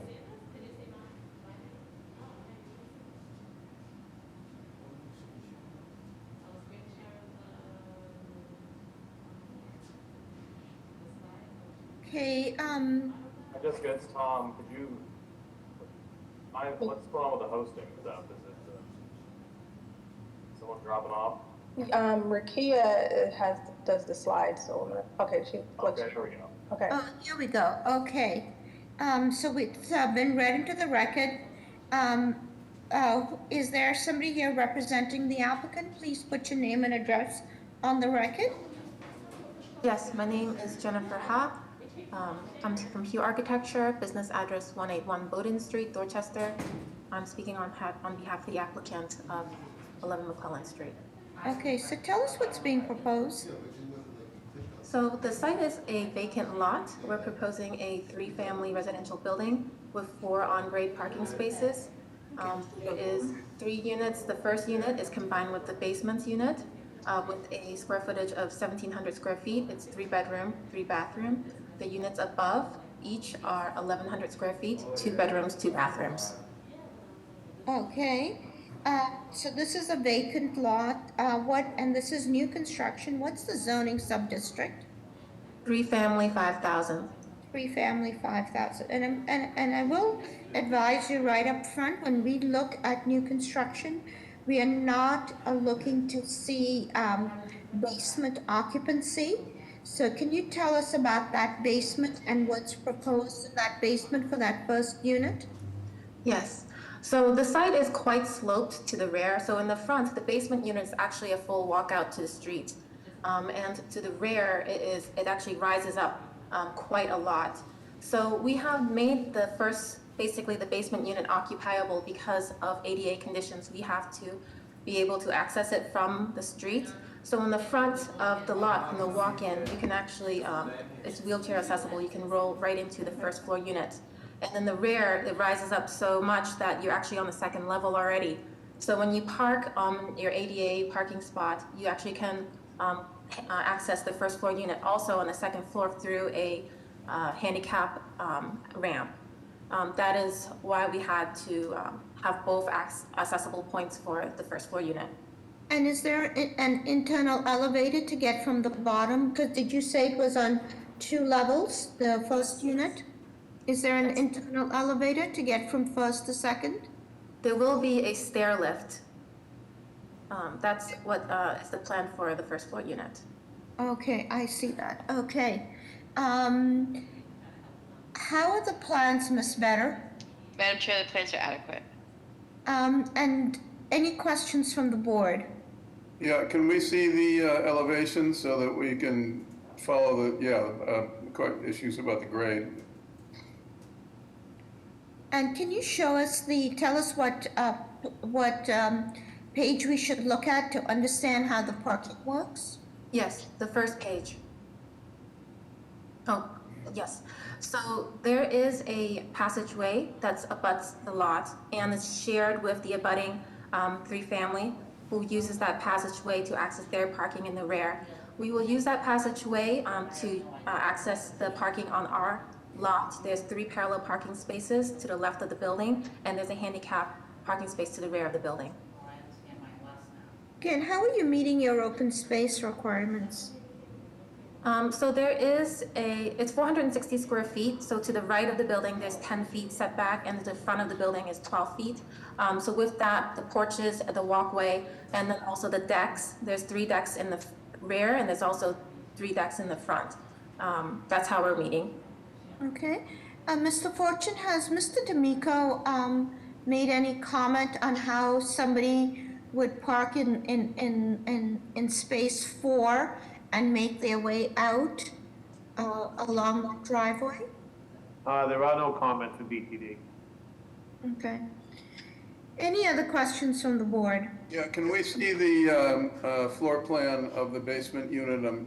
I'm curious as to going to be. Yeah, I just want to see if the bedroom is toward the front, where the elevation is the highest. Yes, it is. It is. Okay. Thank you, Ms. Barraza. Any other questions from the board? Is anybody here to speak either in support or in opposition of this proposal? Good morning, Madam Chair, members of the board. Denise DeSantos here from the Mayor's Office of Neighborhood Service. We would like to go on record. The applicant met with direct abutters on 10/19, and they met with the association on 10/27, and they have direct support from direct abutters as well as the association. At this time, our office would like to defer to the board. Thank you. Thank you. Good morning, Madam Chair, members of the board. Dustin Gardner on behalf of City Councilor Andrea Campbell's office. We would like to go on record in support.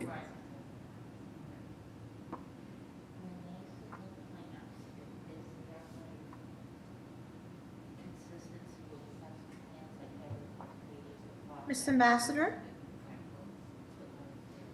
Sorry, I was logged off for a second. I got kicked out. Anybody who's not here for McClellan, please lower your hands.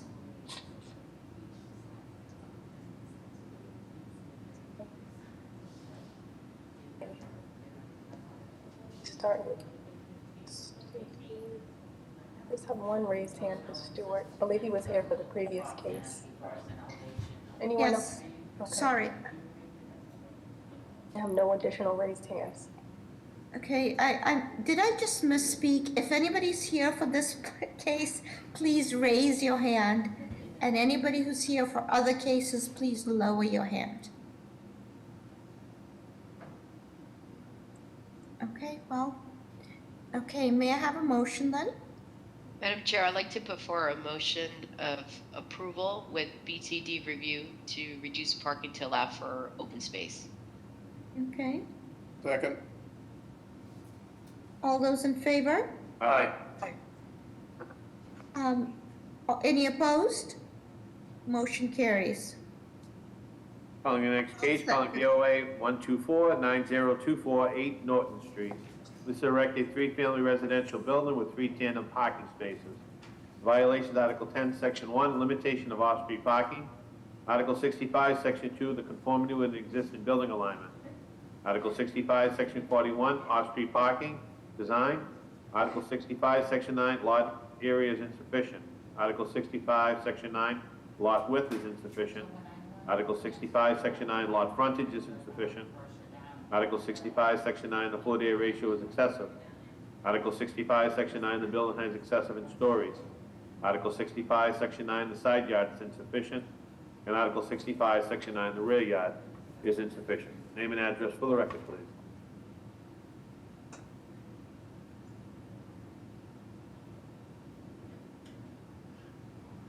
Is Norton Street on?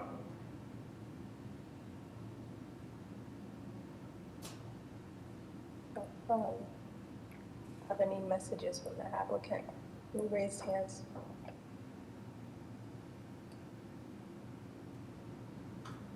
Madam Ambassador, is Bunker Hill on? Bunker Hill Street. Yes, I am. Can you hear me? Are you Bunker Hill? Yes, I am. Hold on 2 seconds, hold on. Okay, thank you. Madam Chair, we'll go to Bunker Hill, I'll call it into the record, and then we'll come back to that last case that just called. Yes, let's confirm that the applicant is on. For 322 Bunker Hill, yes, I am representing the applicant. Okay, let me call it into the record, Council. Okay.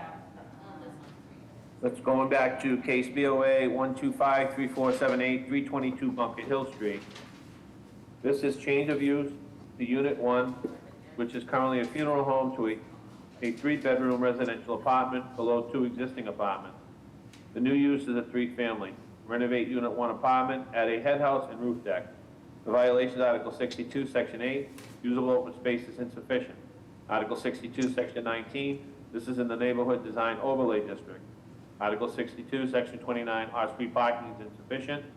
Article 62, Section 12, roof structure restriction. Article 62, Section 7, the use is forbidden for multifamily. And Article 62, Section 8, the side yard is insufficient. Name and address for the record, please. My name is Robin Parker, 9 Berkeley Street, Reading, Mass., and I'm representing James Kingston. So tell us what's being proposed. Okay, this is obviously a non-conforming use. It's in a 3-family. There's already 2 existing small single-family houses in the rear, and then there's a front building which is 3 stories, which has 2 existing units, 2 existing residential units, and then the first floor was used as a funeral parlor, not a funeral home per se, but like layout and administrative offices. And the owner would like to change the first floor from the funeral home into a residential unit. We understand that because there's already 5 existing units there for residential and 1 is commercial, and the owner would like to change that commercial to the residential. So there are are there 3 buildings on this lot? Yes, it is. Yep. Okay. And we just have to assume that those other buildings were legally, the occupancy was legally changed. And so I just want to make it clear on the record that we're only looking at the front property at 322 Bunker Hill Street. Is that the front property or the rear property? These are the 2 rear properties we're seeing right now. The front property is up. Mr. Ruggiero, did you have something to say? Yeah, out of an abundance of caution, I'm going to recuse myself from this. Okay. Okay. Okay. Okay. So tell us about that proposal to turn 1 unit into 3 bedrooms. What's the footage? Oh, I'm sorry. This is kind of embarrassing. I just had cataract surgery and I forgot my glasses. I believe the square footage is written on the floor plan.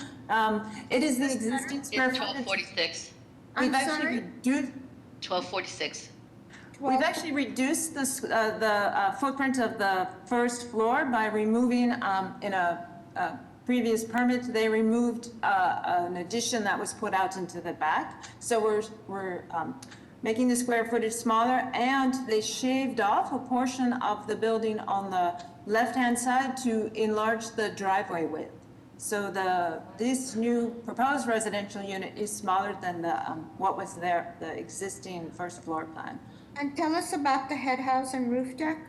Well, it's Charleston, of course, everyone wants to have a roof deck.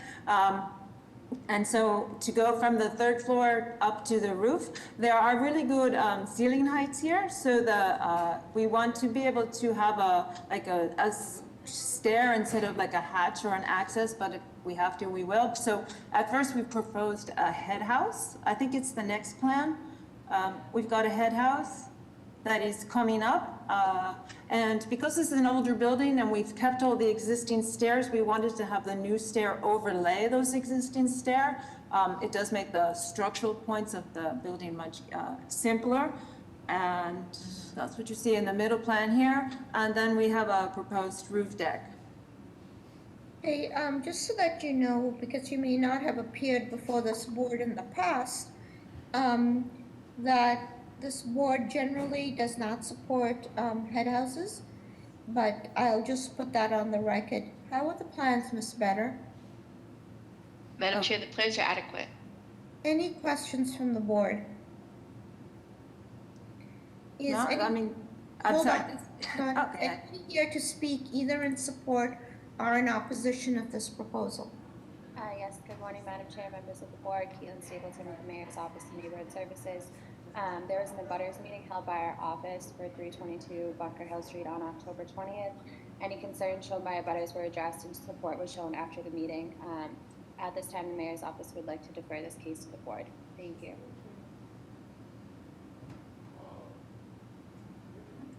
All right, if the owner had, please had a phone call, I'm sorry. Madam Chair, I have no additional raised hands. Okay. Given that information, may I have a motion, please? I'll make a motion for approval of BPDA design review, but the head house should be transformed into a hatch. Is there a second? A second. All those in favor? Aye. Any opposed? Motion carries. You're all set with that proviso. Good luck. Thank you. Madam Chair, is Norton Street on? So you get to call you back. Okay. Denise, the ONS sent a message saying 8 Norton is a deferral, but I don't see, hold on, Denise, is the person on? He had asked if someone didn't defer in the beginning, but I wasn't on in the beginning, so I wasn't sure. Okay, did he send you a note or something? A text message. A text that he's requesting a deferral? Correct. Okay, yes. It's in email as well, and I believe he reached out to Stephanie. Okay, so you know, when we start the new year, we have to remind applicants that they still need to appear on their own behalf, so that they are active advocates for their project, and not hand off to and put you guys at ONS in an awkward position. On this case, let's make a motion for deferral. So moved. Is there a second? All those in favor? Aye. Any opposed? Oh, I just have a text. Okay, so yes, okay, so motion carries. The date, please? The date of February 8th at 12:30. Okay, I just got a text that the applicant's representative could not get on again, and they are requesting a deferral at 8 Norton. So it's a technical difficulty moment, so okay, let's move on. So I'm going to call the 11 o'clock hearings again for any deferrals or withdrawals for anybody who wasn't on there at that time. So if anybody is deferring or withdrawing, if they can just give me their address for. And then let's move right on to recommendations, okay? Oh, no, I guess we. It's not 11:30 yet, Madam Chair, I'll wait. 6 minutes, okay? All right, I'm going to call the first two cases for 11 o'clock, calling BOA 123-0101, 35 South Russell Street. There is a companion case, BOA 123-5073, 35 South Russell Street. This is to build a new extension of living space to the basement level. The violation is Article 13, Section 1. The floor-to-area ratio is excessive. And we have a building code. The violation is 215 of the IBEC, Chapter 8, 780 CMR, Chapter 34, alterations to Level 2. Violation comments are 801.3, compliance, minimum finished ceiling height is to be 7 feet. Name and address for the record, please.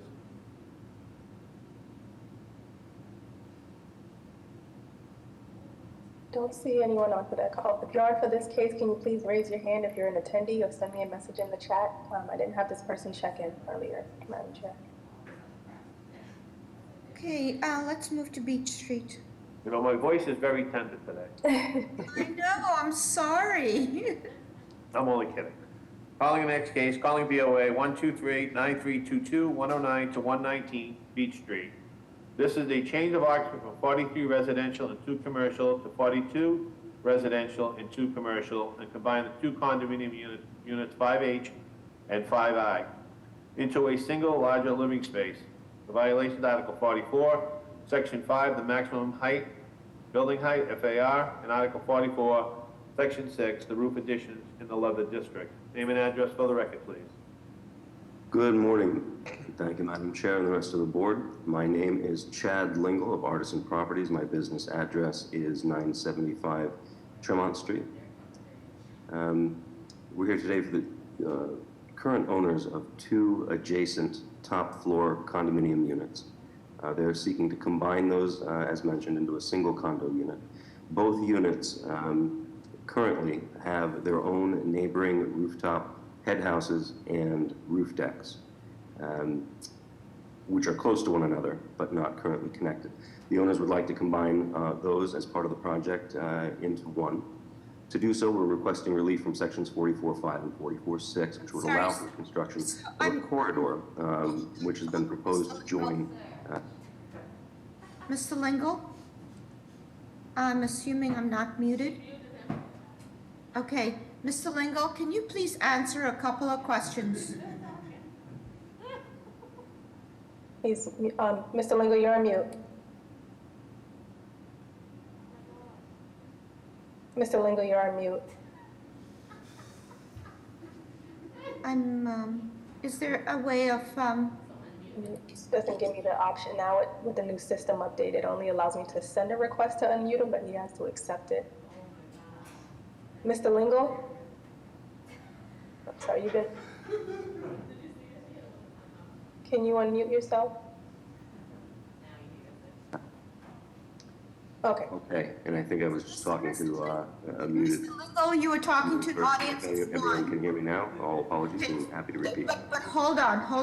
I just have a question for you while we are on this. So, my name is Stop. I am calling from Artisan Properties. The business address is 975 Tremont Street. And thank you and good morning again to Madam Chair and the rest of the board. Mr. Lingle? The current owners of 2 adjacent top floor condominium units are seeking to combine those into a single condo. Mr. Lingle, can you hear us? Both condo units presently Can you have hear their us? own neighboring I don't think he can hear. top and head house. Mr. Lingle, can you hear us? Perhaps I'm not getting the audio. Can you hear us? I'm not. All apologies. Okay, Mr. Lingle, can you hear us? Now I can. You can. Okay, now you can hear. Okay, there we go. Mr. Lingle, while we're looking at this map, can you tell us which are the head houses that this applicant proposes to use? Are they, is it 5C and the building common stair? Which is the penthouse? No, we're not on it now. So it would actually be on 5. It would be on the left side of the drawing there under the clouded image. We were just on it. So this is the proposal. So currently, Where's the current penthouse is what we want to know. Yeah, so it's not on the drawing that we're zoomed in on, although we are zoomed in on the area. It would be the current penthouses for, or the current head houses for 5H and 5I. So that's the proposed. We would have to go down to the existing. There we are. Back up one. That's existing. 5H. 5H and 5I. So they're proposing to combine those. Correct, by building a corridor. Will the square footage change in any way of that space? Yes, the existing square footage is currently 444 square feet, and the proposal with the addition of the corridor to connect them would take the total square footage to 678 square feet. 678 square feet, okay? And what are the deck sizes? The deck's existing is 788 square feet in total, and the connection will create an addition of 194 square feet for a total of 984 square feet. Oopsie. Okay, so it's 440K. Now, okay, and your violation is building height and FAR. So can you please speak to those? Sure, yeah, so the height of the existing penthouses or the head houses would not change. They would stay as are currently constructed, not viewable from any street front.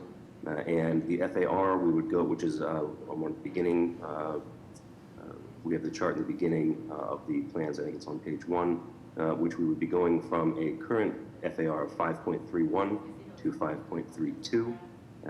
Well within 6, which is allowable in another district. Okay, so it means that the trigger was your building height. Also, can you speak to, was this project approved by this board, or was it done as of right to begin with?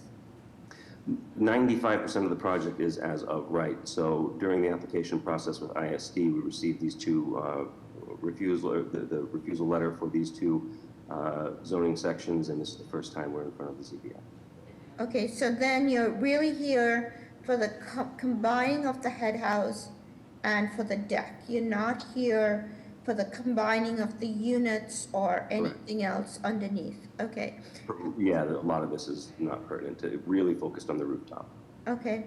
How are the plans, Ms. Better? Madam Chair, the plans is adequate. Okay. Any questions from the board? Yeah, is this an elevator building? Is there another head house for the elevator? Yeah, the actual elevator head house exists directly between these two. So it is an elevator building, and we would be building, the corridor actually goes right around that. It may be present on one of the existing plans. The architect, Matthew Franke, is also on the call, and it actually that last, there we go. If we stop on any of those upper plans, you can see where the elevator head house is just between them. So if we go on any of these demo plans, you can still see it exactly right there where the cursor is. That's the elevator in between. And is the height above the roof of the proposed head house is the same as the elevator head house height? I believe it's a little taller than the existing elevator head house, but they are not taller than the existing. So the existing structures, the proposed structure does not gain in any elevation in any way. No, I mean, we generally don't like to see a lot of stuff on the roof because it adds to the overall height of the feeling of the project. And, you know, we approve the building height and then people build head houses that create actually a taller building. So I'm trying to figure out, and maybe this is a question for Ms. Barraza, is there a way of sort of eliminating the proliferation of head houses on this roof? And before you answer that, can I ask Ms. Edwards to show us what the proposed plan is? Because I think it would be helpful to understand if there's a possibility of knocking down one of those penthouses, since the units will be combined at the level below. Right. And there is also some additional information. It's not part of the architectural plans that was submitted. There are photographs of the existing with an overlay of the proposed drawing, which might give, it's an elevation that I think would answer that question relative to the elevator head house. It might be at the end of this. Well, Ms. Barraza, can you help us out? Yes, please. So that was one of the questions that I have. If your existing penthouse is actually 14 feet 8 inches high, because that's a pretty tall penthouse to propose on the roof. Yeah, and so Matthew Frankie is here. I don't know if he's requested to be made a panelist, but he can answer the architectural question. Okay, this is helpful. Okay. Hi, Matthew Frankie here, and I assume you can hear me. The existing penthouses, so there's 2 existing penthouses. Yep. And they are, as you noted, 14 foot 8 inches from the roof. You know, the roof is slightly sloping, so it kind of varies, but 14 foot 8 is a good one. The addition is just going to match those heights, so we're not extending up above anything. And the elevator penthouse currently is kind of buried within those existing structures, so we don't really know where the override ends. But I hope that answers the question. Yep, it does. And I'm looking on the Google Earth, and I can see the 2 sheds. And has your applicant thought about just using one of those penthouses? Or can I cannot read that. Does it say bedroom? Is there a bedroom proposed up there? There's a bedroom and a bar proposed. So to the right, there's a bedroom, and then you go through the office, and you lead to a bar lounge. Yep, okay. And that's above the roof. Yeah, that's on the roof. That's part of the penthouse, so it's habitable. They're making it habitable. Well, it currently is habitable already. The existing structure is that, but they're currently separated. But those are Right, but what's the use right now in those existing bedrooms? Those are updated. Well, bedroom office is the existing. What's hard to understand with these drawings that you're looking at right now, the proposed, if you looked at the existing and the floor below, you'd understand that these were 2 units that we're proposing to combine. And so naturally you have 2 units with 2 staircases and 2 penthouses, and they're combining them. And so creating one penthouse. You know, we got it.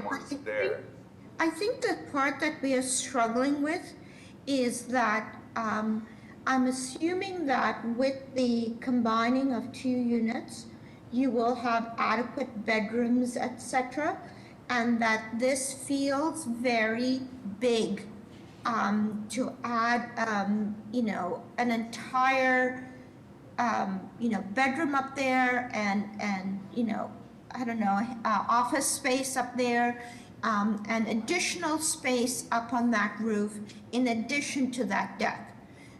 Because I would have thought through a little bit that, there might be an option for you to use one of those as access points to make it a little bit more comfortable, and then reconfigure the space so that it could be a smaller but more comfortable deck. Because I think all the reaction that we've been seeing has been to the size of it.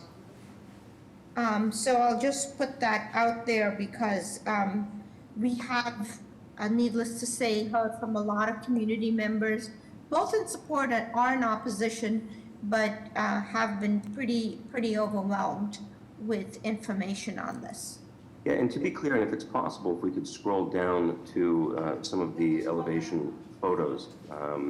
It may be at the end. I'm not sure which file package you have, but there are, I think the images would help. So, Madam Chair, mentioning the spaces, just to be clear, there are, and keep going, that you'll see an actual photograph. There are already those bedrooms up there. The only thing that we would be doing is adding the 234 square foot corridor to connect them. So those spaces are already presently used as habitable living spaces upstairs. The square footage of the deck, again, it's neither going any more southerly or any more westerly than the existing structures.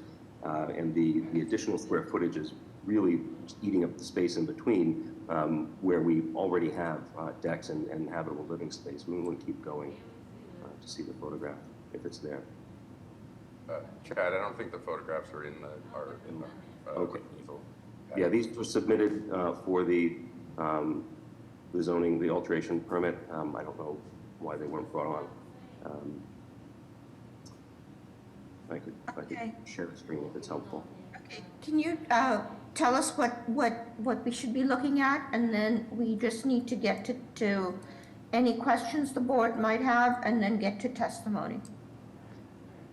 Yeah, so if it's not here, if it's not at the very end of these plans, so again, it's not integrated in the plans, it would have been an add-on file that was provided, so it may be here. Though I don't know who got to the bottom of it. Was there more than one like Okay. Perhaps not. I think it just gives a good Okay. understanding of how the existing construct is, which I want to make sure it's not being lost, and perhaps even. So hold on, Mr. Lingo. Are there any other questions from the board? No? Okay, is anybody here to speak, any elected officials here to speak on this proposed project, or representatives of elected officials? Madam Chair, members of the board, Connor Newman with the Mayor's Office of Neighborhood Services. At this time, I'd like to defer to the board's judgment. Thank you. Thank you. Good morning, Madam of the Chair, members of the board. Ana Calderon from Councilor Flink's office. The councilor would like to go on record in support. The Leather District Neighborhood Association reported no issues or concerns, and the community process, we didn't hear any concerns. Thank you. Madam Chair, I do have two raised hands. I'll start with Danielle. Danielle, I sent you a request to be muted. Can you state your name and address for the record, please? Board of Appeals. Danielle Taraf. I am a resident, an owner, and a trustee of the Beach Street condominium, which is located at 121 Beach Street, and which abuts 111 Beach Street, where this project is. I would like to deliver comments on behalf of the Board of Trustees of 121 Beach Street. So Danielle, please don't read the letter to us. Please give us bullet points on the sides of your opposition. We welcome our new neighbor. However, we object to the construction of a rooftop dwelling. As you noticed, the plans are basically replacing the rooftop access structure with a dwelling unit, which has a bedroom, a bath, a full bath, an office, and a kitchenette, which is called the bar lounge area. The floor area of this new structure, the 678 square feet we heard, it's about half that of unit 5H below it. So it's a very different animal than the current structure on the roof of 111 Beach Street. And it poses a lot of concerns for our residents from what we heard. Concerns about safety, about fire and smoke detection and suppression, due to the relative vertical location of the penthouse structure, and the fact that our units at 121 Beach Street, the O3 stack, their north-facing windows basically face that structure. There will have impact on lighting, both during the day in terms of diminished light, as well as during the night in terms of potential light shining into the bedrooms of the O3 units. Also, there are concerns about noise because of the proximity to the courtyard between our two buildings. The sounds are propagated and echo through the courtyard, and they will impact our O3 and our O2 units. We've heard from residents of both these stacks. And additionally, the increased width and height of this penthouse structure obstructs the northern views of units 603 and 703. In some, we appreciate that they want to have a penthouse dwelling, but the plans are going to impact multiple residents of 121 Beach Street in multiple ways. Thank you. Okay, and Philip, I sent a request to unmute you. Can you state your name and address for the record, please?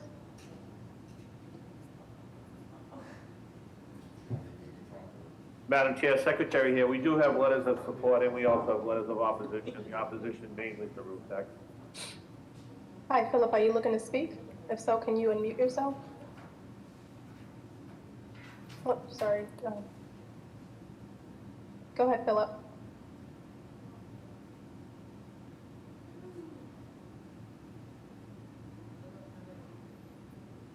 Okay, all right, can you hear me? Yeah, we can hear you now, thank you.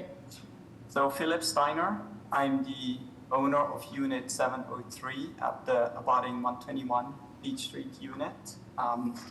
In opposition to this proposal. Yes, Philip, please add new information because it seems that Danielle, I'm sorry, I cannot see your last name, covered a lot of territory. So please add new information. Yeah, we'll do that.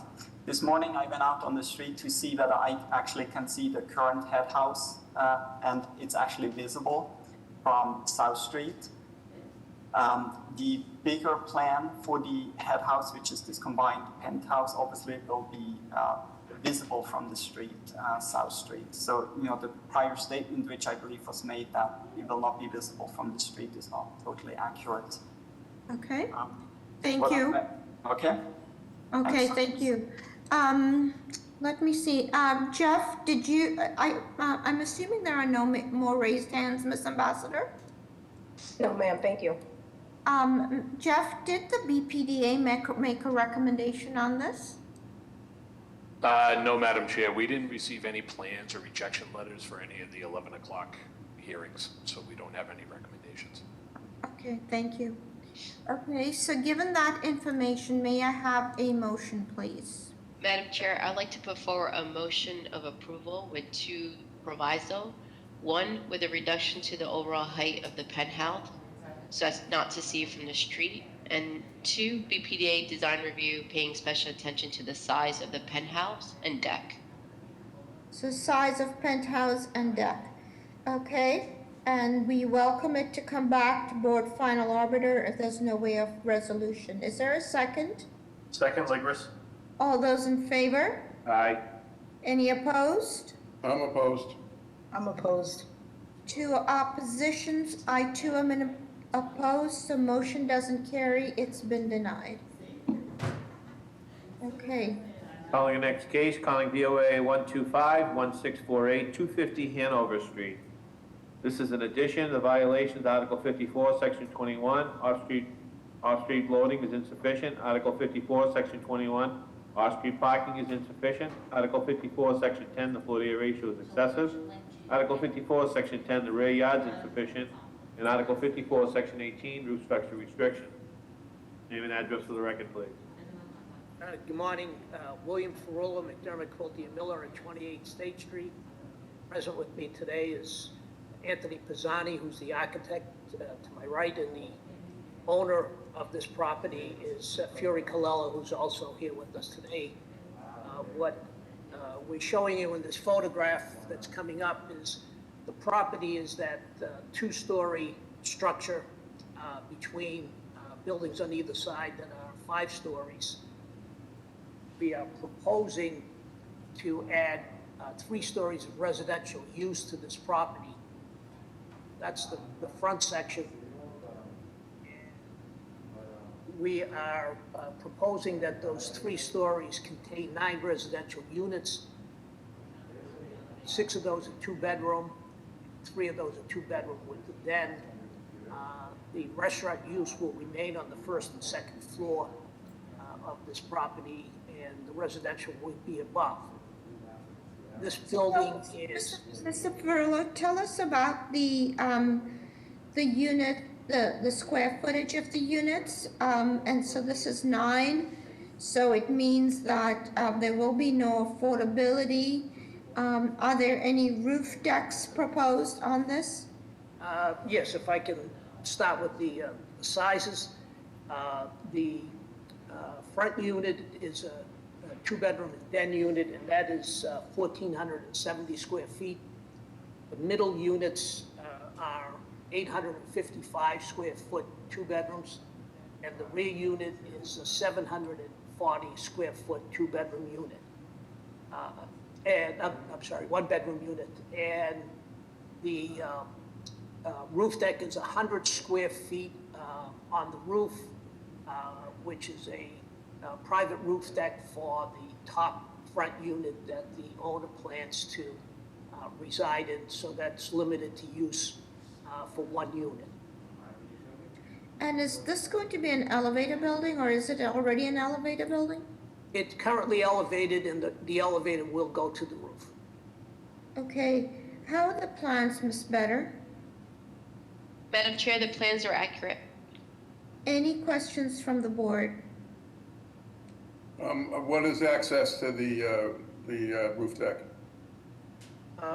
If we can bring up, hold on 1 second, 3.1.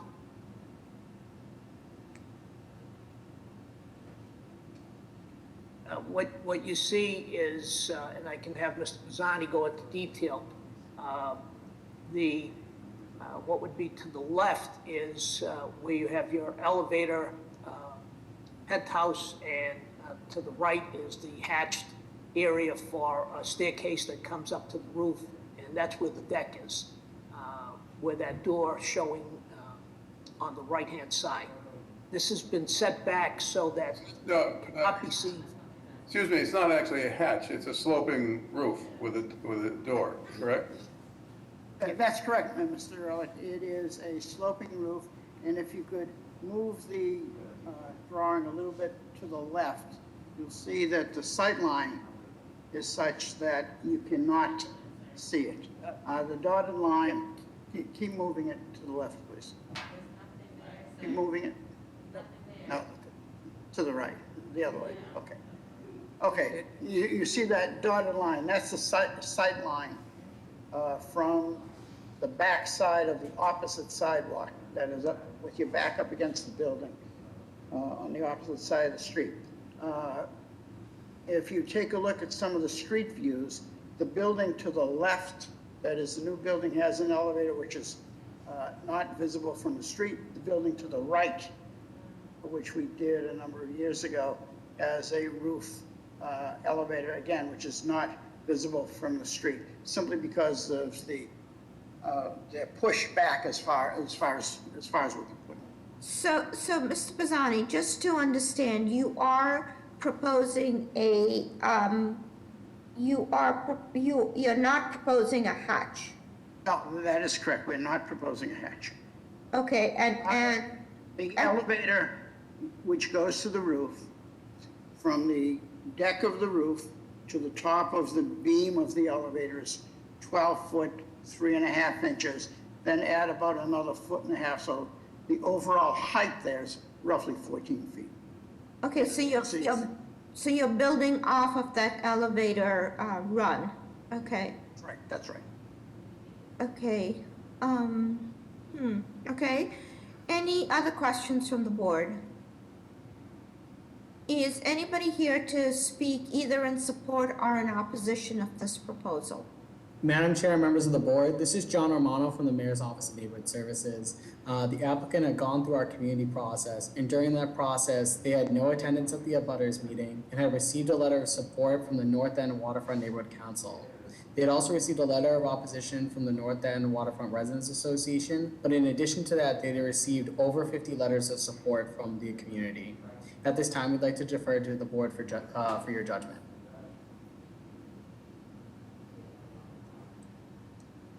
Madam Chair, we do have those letters as well. Thank you. Okay, and Madam Chair, I have no raised hands. Thank you. Sorry, Madam Chair, members of the board, this is Patrick Lyons from Rep. Aaron Mikewitz's office. We'd like to go on record in support of this. Thank you. Thank you. Okay, Ms. Ambassador? Sorry, I have no raised hands, Madam Chair. Thank you. May I have a motion? Madam Chair, I'd like to put forward a motion of approval with BPDA design review. Second. All those in favor? Aye. Aye. Any opposed? Motion carries. Thank you very much. Thank you. Thank you. Madam Calling Chair, sorry, I have a question. What happened with 35 South Russell Street case? They weren't here. Oh, okay. Are you going to do a second call or? We'll think about it. Yeah, we will. Okay. At the end of the rest of these cases. If they're on, then we'll take care of it. Thank you. Thank you. Calling the next case, calling BOA 125-8540, 498 to 528 Commonwealth Avenue. This is 830 square feet of proposed new solarium added to the ground floor. The violations, Article 23, Section 2, off-street parking and public assembly is insufficient. And Article 32, Section 4, this is in G-card applicability. Name and address for the record, please. Good morning, Madam Chair, members of the board, Attorney Ryan Gosda from McDermott, Quilty & Miller, 28 State Street, Suite 802, Boston, Mass. On behalf of the applicant, I believe Vincent Norton, Lucas Herringshaw, and Rick Latini are also with us. To the extent that I think Vin looks like he is a presenter, but if Lucas and Rick could be. Can you please go ahead and tell us what's being proposed? Is this a Absolutely. commercial residential use? This will be seeking to enclose an existing patio enclosure this is the site of the Hotel Commonwealth in the former Eastern Standard. We're seeking to add a solarium enclosure for that patio, so it can basically be used for year-round use for the new tenant that will be coming in there. Be roughly 830 square feet. Christian, are you on? Yes, Madam Chair. Good morning, members of the board. Christian Simonelli, Boston Groundwater Trust, and we have both the BWSC approval and engineer no harm letter. Thank you. Madam Chair, we have the letters as well. Thank you. Ms. Better, how are the plans? Madam Chair, the plans are adequate. Any questions from the board? Is anybody here to speak in support of this proposal? Good morning, Madam Chair, members of the board. Molly Griffin with the Mayor's Office of Neighborhood Services. We held an abutters meeting on October 12th where the applicant answered questions and concerns raised by a few neighbors. At this time, our office would like to defer the decision to the board. Thank you. Madam Chair, I do have a raised hand. Lucas, I sent a request to unmute yourself. Once you do so, can you state your name and address for the record, please? I'm just the architect. Oh, the architect. Okay, sorry about that. I have no additional raised hands at the moment. This is the last call. Anybody in support or in opposition? Okay. May I have a motion, please? Madam Chair, I'd like to put forward a motion of approval. Second. Ligris? All those in favor? Aye. Any opposed? Motion carries. Mr. Fortune, do you mind going through the recommendations and then we'll take a 10-minute break? Sure, Madam Chair. 2 seconds here. So I'm going to call the 11:30 hearing, the 11:30 subcommittee meeting that we had here last Thursday at 1010 Mass Ave. Case BOA 125-3228, 55 Dell Avenue.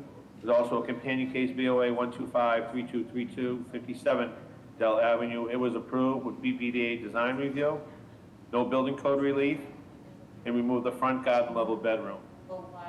Case BOA 123-9375, 10 Nottingham Street. It was a curb cut for a driveway for 4 vehicles. It was approved with only 2 vehicles and no front yard parking. Case BOA 125-1800, 191 Milton Street was denied without prejudice. It was a no-show. Case BOA 120-3714, 241 Chestnut Avenue. It was installed new decking and railings on the existing deck. It was approved. Case BOA 125-4317, 293 Stratford Street with proposed addition of a front dormer, deep rear shed dormer. It was approved. Case BOA 125-6458, 176 Vandal Street. It was converting the second floor attic space into living space with a shed dormer on one side and a small dormer on the other. It was approved. The rediscussions, it was case BOA 119-4620, 33 Bartlett Street. It was deferred to the March 17th meeting, subcommittee. Case BOA 123-5458, 11 Atlantic Street. Was confirmed occupied as a 1-family and changed to a 2-family. It was approved with no bedroom in the basement and no roof deck. Case BOA 124-4821, 16 Courtney Road. Proposed construct a 2.5-story addition in the rear of an existing structure was approved with BPDA. That concludes the rediscussions. We need a motion. Motion to concur with the recommendations. Is there a second? All those in favor? Aye. Any opposed? Motion carries. It's now 11:59. The board will take a break and reconvene at 12:10.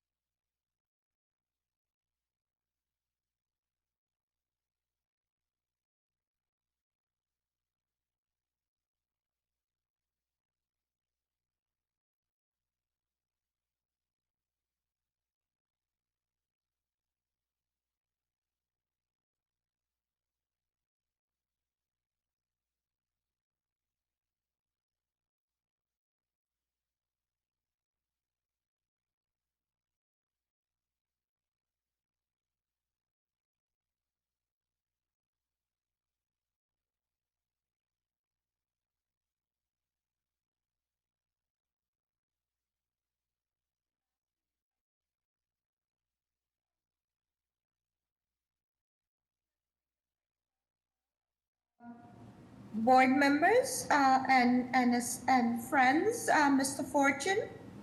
I'm here, Madam Chair. Excellent. Mr. Ehrlich? I'm here too. Okay. Ms. Dong? Present. Mr. Ruggiero? Mr. Legris? Back at it. Ms. Better? Present. Excellent. Mr. Ruggiero? Mr. Hampton? I'm here, Madam Chair. Excellent. Can you keep an eye on, please? I'll let you know, Madam Chair, when Mr. Ruggiero comes on. Excellent, excellent. So we are a 6-member board as we start off, so let's roll. Very good. Calling the next case, calling BOA 122-7118, 47 Sumner Street. This is a change of art from a 2-family to a 3-family and legalize the 3rd floor unit. Extend living space to the basement, construct a roof deck on an existing front porch, and renovate, and propose 1 off-street parking. The violation is Article 65, Section 9. The floor-to-area ratio is excessive. Article 65, Section 9, the building height is excessive in stories. Article 65, Section 9, the front yard is insufficient, and Article 65, Section 9, the side yard is insufficient. Name and address for the record, please.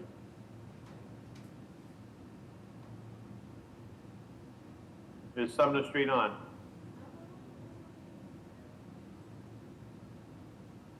All right. Let me just, I think it's Lance Wank. Give me 1 second. Okay. He's muted. Lance. Go ahead, Lance. I just made you a panelist.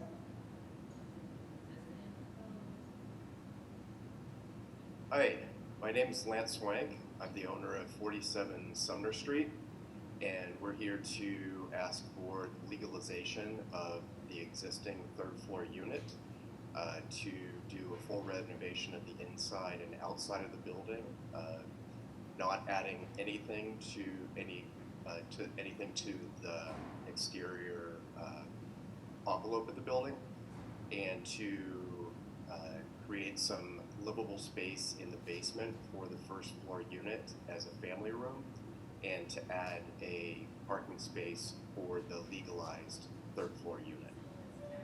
Okay, so let's start with the 3rd floor unit. Tell us how that's going to be configured within the envelope of this building.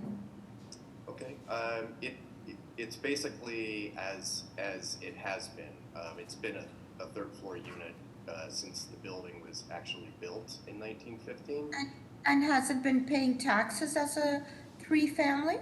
Yes, ma'am. So for at least the last 10 years, it's been taxed and assessed as a 3-family, and it was originally built as a 3-family. So we're just trying to get it legalized. And tell us about the roof deck. Is that where the porch is over there? Yes, just simply on the 2nd floor unit, there's a front porch existing, and we just wanted to make that accessible to the 2nd floor as a bit of an outdoor space. And there are back porches as well. Okay, and there's rear porches. And then let's look at the basement, please, Ms. Edwards, to see what's being proposed in the basement.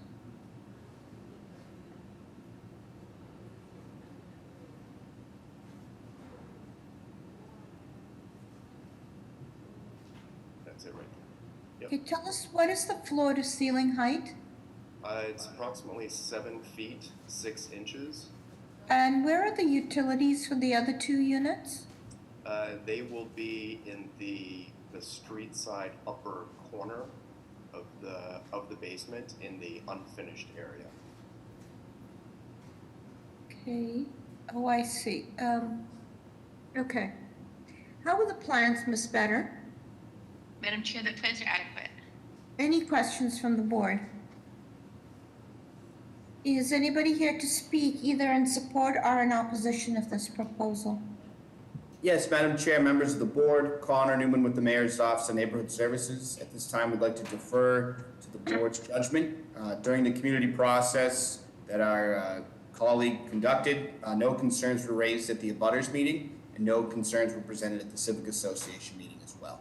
Thank you. Madam Chair, Secretary here, we do have letters of support, and by the way, Mr. Ruggiero is on. Oh, excellent, okay. Okay. Miss Ambassador, anybody else? No, ma'am, I have no raised hands at the moment.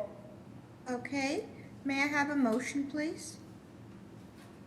Madam Chair, I'd like to put forward a motion to approve.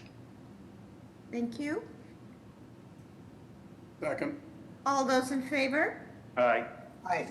Any opposed? Motion carries. Let the record show I abstain on that vote. Okay, Calling the next case, calling DOA 124-9710, 240 Blue Hill Avenue. This is a two-family dwelling, unisex salon converting to a two-family dwelling and tattoo and barber shop. The violation is Article 50, Section 28, body art establishment is forbidden. Name and address for the record, please.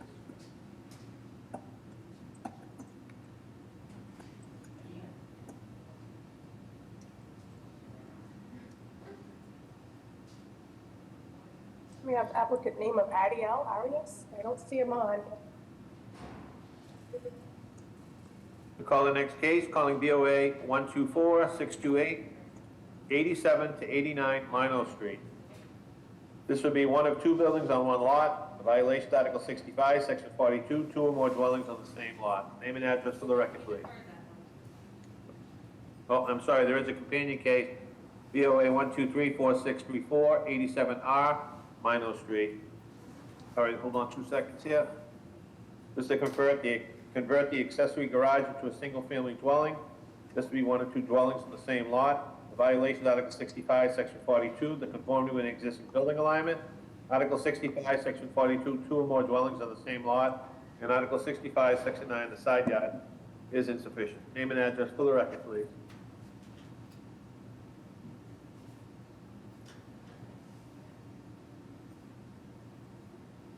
Strike two.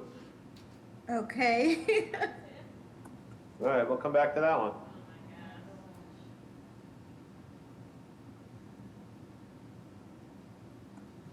Let's see if we have a winner on this one.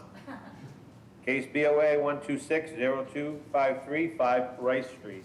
Is Rice Street on? Yes, we are. Okay, let me read it into the record then. This is a proposed addition and renovation to a change of use of a single family to a four-family. The violation is Article 10, Section 1, the limitation of off-street parking. Article 55, Section 5, the flood hazard district. Article 65, Section 8, a 4F and a 2F zone is forbidden. Article 65, Section 9, the floor area ratio is excessive. Article 65, Section 9, the side yard is insufficient. Article 65, Section 9, the rear yard is insufficient. And Article 65, Section 9.2, the dimension of the regulations of the location of the main entrance. Name and address for the record, please. Good afternoon, Madam Chair, members of the board, Attorney John Fulgini with the business address at 10 Forbes Road in Braintree. With me on this Zoom is David Freed, who is the team architect. So if I may start, 5 Wright Street is, zoning is two-family 5,000. The lot size is 5,945 square feet. As Mr. Fortune stated, the proposal is to preserve the existing structure and convert to a four-family with an addition and a complete renovation. Just quickly, Madam Chair, I'll go through the violations. Parking within a 5-foot lot line, flood hazard area, which I will address further in this presentation. Use is a 4-family and a 2-family zone. FAR, 0.5 is allowed. Currently, the building is at 0.67. The proposal is 0.71. Side yard is 10 feet required. We're at 3 feet and 28.6 feet. This is an existing condition. It's not changing as a result of the construction. Rear yard is 30 feet required. Currently, the building has 0 setback, and we'll amend that, and we will propose 16.2 feet of a rear yard setback, and the entrances face the front lot on Unit 2. Unit sizes. Unit 1 is 1,615 square feet, 1 bed, 1 bath. Unit 2, 952 square feet, 2 bed, 2 bath. Unit 3, 1,236 square feet, 2 bed and an office. And Unit 4 is 892 square feet, 2 bed, 2 bath. And there is no residential use at all in the basement. It's for mechanical and storage only. Just a few points about this. This building's located in one of the lowest points in Port Norfolk and is one of the oldest houses in the neighborhood. As part of this proposal, we work with the neighbors to preserve the structure and, more importantly, raise the building 4 feet above grade, so to make it climate resilient. And we will be removing asbestos siding, as this is also a concern from the neighbors. As this property, where it's located and the levels that it's at, would certainly face flooding. So Councillor so you are going ahead and requesting flood hazard district, so you are raising it 4 feet to be above flood hazard zone? That is correct, Madam Chair. Okay, so there'll be no human habitable occupancy below that? That is correct, Madam Chair. Okay, and tell us how parking is proposed to work? So Dave Freed is on the call. David, could you address the parking? Yes, hi. My name is David Freed. I'm an architect at Chu & Company. The parking would be accessed from an expanded curb cut off of a relocated curb cut, on Taylor Street, and there would be one space for each unit, which would be accessed from the small drive court. So there'd be 2 spaces facing the side lot line and 2 spaces facing Rice Street. Okay. How are the plans, Ms. Better? Madam Chair, the plans are adequate. Any questions from the board? Yes, Madam Chair, I just want to put into the record, Mr. D'Amico did speak on this one. Regarding 5 Rice Street, he said the plans are okay in his opinion, but he's concerned about front yard parking. However, due to the location of the site, it can work from a maneuverability perspective. Okay. Okay, let's go ahead. So no questions from the board. Is anybody here to speak in support or in opposition of this proposal? Yes, Madam Chair, members of the board, Connor Newman with the Mayor's Office of Neighborhood Services. At this time, the Mayor's Office would like to defer to the board's judgment on this matter. Regarding some background information on the community process, multiple abutters meetings were held.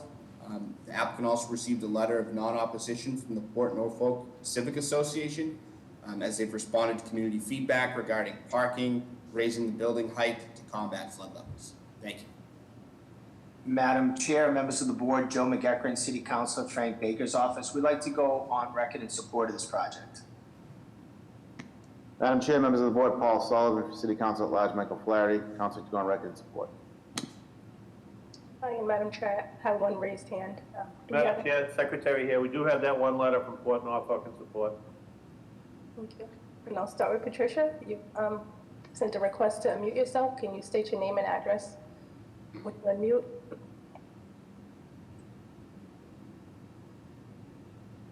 Patricia, are you looking to give testimony? Because she may be trying to lower her hand. I have no additional raised hand at the moment. Okay, may I have a motion, please? Madam Chair, I'd like to make a motion to approve a PPDA design review. Is there a second? All those in favor? Aye. Any opposed? Motion carries. Thank you very much. Enjoy your holiday. You too. Calling the next case, calling BOA 126-7438, 60 Blake Street. This is build a handicap ramp, expand the width of a sunroom. Violation Article 69, Section 30.10, the rear yard of a shallow lot. Name and address for the record, please. Good morning, Madam Chairman and ladies and gentlemen of the board. My name is Charles Latour. My address is 16 Whitby Terrace in Dorchester. I'm here today in regards to the expansion plans for 60 Blake Street. This property is currently owned and occupied by a beautiful elderly couple named Mr. and Mrs. McPherson. Unfortunately, at this time, Ms. McPherson is confined to a wheelchair and no longer has the mobility she once had to access bedrooms and living areas located at the above level of the home. The room expansion that we're proposing would provide a better quality of life for Ms. McPherson, which she desperately needs, by creating a bedroom on the lower level and immediate access to a new handicap ramp. All the documents and So, Mr. Latour, tell Yes. us what the size of the extension is. How many square feet? It's 4 feet by 6 inches, 4 feet 6 inches by 9 feet and 11. Okay. Okay, so, and how are the plans, Ms. Better? Madam Chair, the plans are adequate. Any questions from the board? Is anybody here to speak in support of this proposal? Good afternoon, Madam Chair, members of the board. Danielle Fonseca with the Office of Neighborhood Services. The Mayor's Office will be deferring to the board for judgment. During the community process, an abutters meeting was hosted by our office on October 6th. Our office has received no letters of support or opposition for this project. Thank you.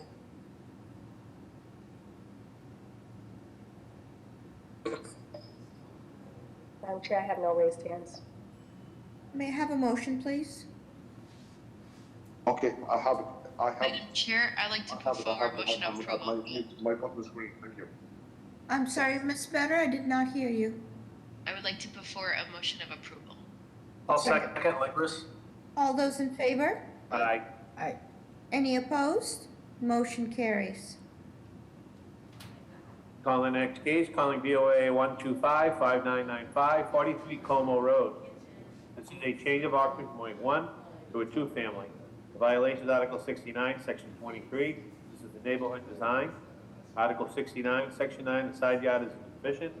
And Article 69, Section 9, the rear yard is insufficient. Name and address for the record. Good afternoon, Madam Board and board members. My name is Michael Henderson. I am actually a resident of 43 Como Road, where the proposed project is taking place. What we're proposing is changing from a one-family to a two-family.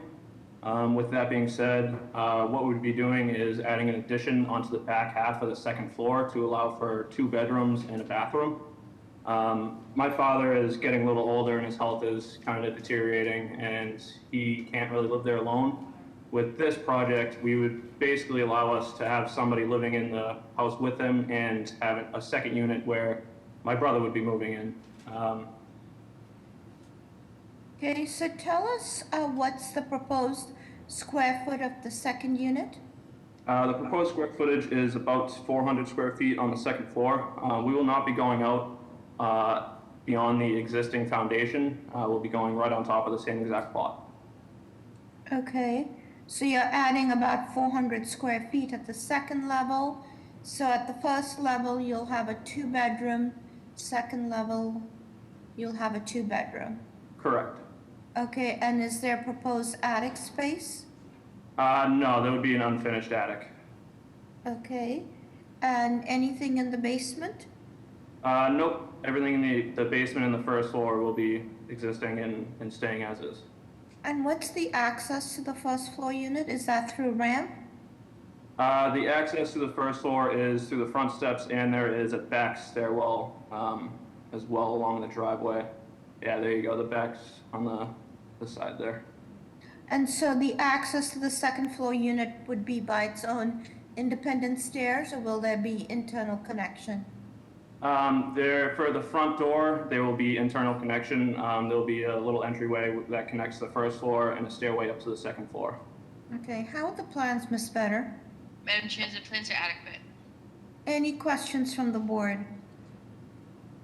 Is anybody here to speak either in support or in opposition of this proposal? Good afternoon, Madam Chair, members of the board. Danielle Fonseca with the Office of Neighborhood Services. Mayor's office will be deferring to the board for judgment. During the community process, an abutters meeting was hosted by our office on November 3rd, and the applicants received support from abutters that were in attendance. Our office has also received letters of support from State Representative Rob Consalvo, a direct neighbor, as well as signatures of support from abutters. Thank you. Madam Chair, I have no raised hands at the moment. May I have a motion, please? Madam Chair, I'd like to put forward a motion of approval. Thank you. Is there a second? Second, Legris. All those Do we need design review? No. I'm sorry? No, we don't. It's pretty straightforward. It's pretty straightforward, okay. May I have a second? Second, Legris. All those in favor? Aye. Aye. Any opposed? Motion carries. Good luck. Thank you. Madam Chair, before I go to the 1230 case, we only have one, but I gotta go back to 3 cases that we called earlier, and I think I see in the chat there might be an issue on Mino that someone can't get on, but I'm gonna go to, the first one I'm gonna call is South Russell. Can anybody tell me if South Russell is on before I call it in again?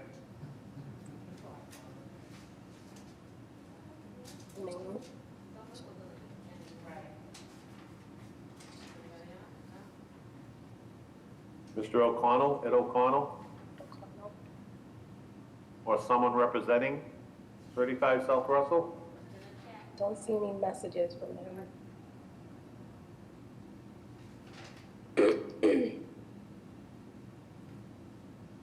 Who's that? No, I don't see any messages from that applicant. I don't know. I'm not sure.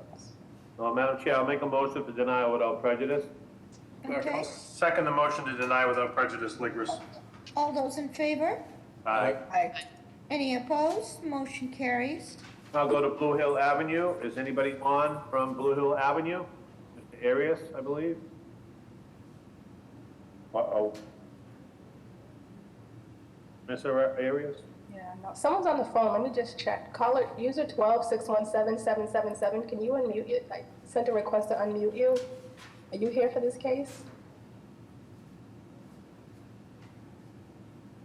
And I don't see the name either for that. All right, Madam Chair, I'll make a motion for denial without prejudice. I'll second the motion to deny without prejudice, Ligris. Any opposed? Motion carries. And I did see something in the chat that Mino Street was trying to get on. Here. You're here, okay. I'm gonna call it into the record then. Calling case BOA 124-628, 87 to 89 Mino Street. There is a companion case BOA 1234-634, 87R Mino Street. This was for 87, 89. This would be one of 2 buildings on one lot. The violation is Article 65, Section 42, 2 or more dwellings on the same lot. This is for 87R Mino. This is to convert the accessory garage into a single-family dwelling. This will be one of 2 dwellings on the same lot. The violation is Article 65, Section 42, conformity with an existing building alignment. Article 65, Section 42, 2 or more dwellings on the same lot. And Article 65, Section 9, side yard is insufficient. Name and address for the record, please. Adrian G. McWeeny, 87 Minor Street, Dorchester, Mass. So please tell us what's being proposed. Just an existing building as is, no change, no work to be done on the building. So let me see if I understand this. 87 to 89 is a 2-family dwelling. Correct. Okay, do you know what the zoning is in this district? 20, I think it's 5,000. Okay, so tell us about the proposal to switch the garage to a dwelling. How many square feet will the proposed building be that the garage will be transformed into? Like 280 square feet. So you're adding 280 No, square? I'm not adding nothing as is, doing nothing with it, just as is, the original footprint, no work to be done on it. 280 square feet, okay? Nothing to be done, existing as is. Okay, so you just need to understand that that is woefully undersized for a dwelling unit. But it was an existing unit there years ago. It might have been there illegally, that's one thing. And the second thing is that generally we don't support 2 buildings on the same lot. So just to give you a heads up on that, okay? Is there anything else you want to tell us about that garage? It's going to be one story, 280 square feet. Where will the parking that was perhaps in the garage be accommodated? No, just parking for like 8 cars in the driveway. Okay. Parking is plenty. 8 cars, okay. Excellent. How are the plans, Ms. Better? Madam Chair, the plans are okay. They could be better. Okay. Any questions from the board? So these plans include plumbing and electricity? I mean, there's a full Everything is there. Okay. Is anybody here to speak? Ehrlich I'm sorry, did I cut you off? Or you good? Oh, okay, so this is all existing? Existing, everything was existing there as is. So you're not doing any renovation in the garage? No. Okay, is anybody here to speak in support of this proposal? Excuse me, just Madam Chair, I mean, in some ways, what he's trying to do is legalize an existing condition, right? Well, we don't know if it was a legal condition. It might have been That's what I mean. Pardon? That's what I mean. It seems like he's trying to legalize an existing condition. An illegal existing condition. Right, it's non-conforming. Yeah. Okay. Okay. Is anybody here to speak either in support or in opposition of this proposal? Madam Chair, members of the board, Connor Newman with the Mayor's Office of Neighborhood Services. At this time, we defer to the board's judgment. From my colleague who conducted the community process, reports that no concerns were raised at the time. Thank you. I'd like to speak in opposition. Please put your name and address on the record. My name is Maggie Mancuso. I'm here with Mary Moran. We're at 86 Minot Street and 141 Minot Street. There was absolutely no community meeting. There was no abutters meeting. There was no Cedar Grove Civic Association meeting. None of the neighbors were made aware. This is a garage. There's not adequate parking. The driveway does not fit 8 cars. This is a garage they're trying to make into a house, which is completely illegal. And we have no space for it. Thank you. Thank you. I'd like to speak. My name is Susan Kelly.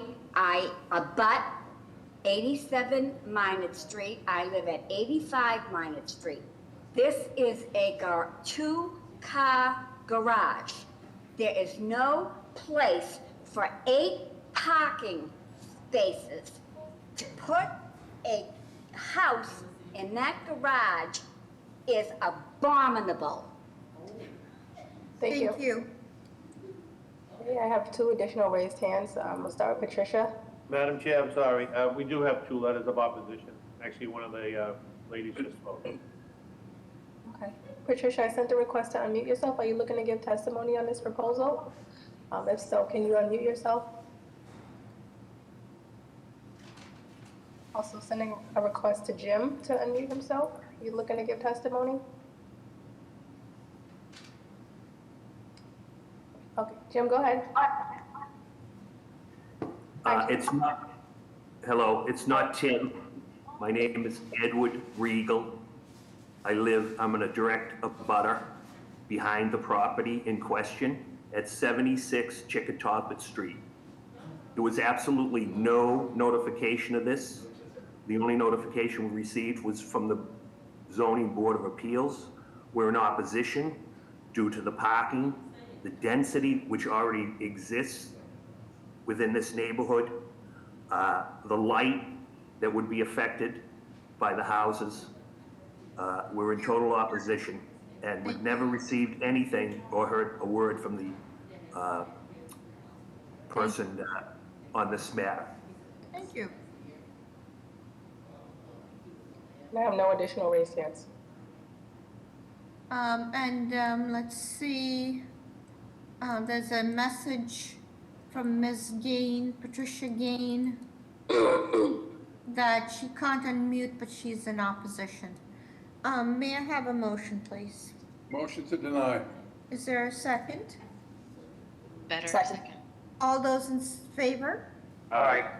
Any opposed? Motion carries. I'm going to call the rediscussion for 12:30, calling case BOA 112-5330, 42 Shirley Street. This is a new 14-unit multi-family building to be on 1 lot, resulting in combining 2 lots. The violations, Article 50, Section 43, off-street parking and loading. Article 50, Section 28, 14 family use is forbidden. Article 50, Section 29, additional lot areas is sufficient. Article 50, Section 29, floor to area ratio is excessive. Article 50, Section 29, the building height is excessive in stories. Article 50, Section 29, the building height is excessive in feet. Article 50, Section 29, usable open space is insufficient. Article 50, Section 29, front yard is insufficient. Article 50, Section 29, side yard is insufficient. Article 50, Section 29, rear yard is insufficient. And Article 50, Section 44.2, the conformity with an existing building alignment. Name and address for the record, please.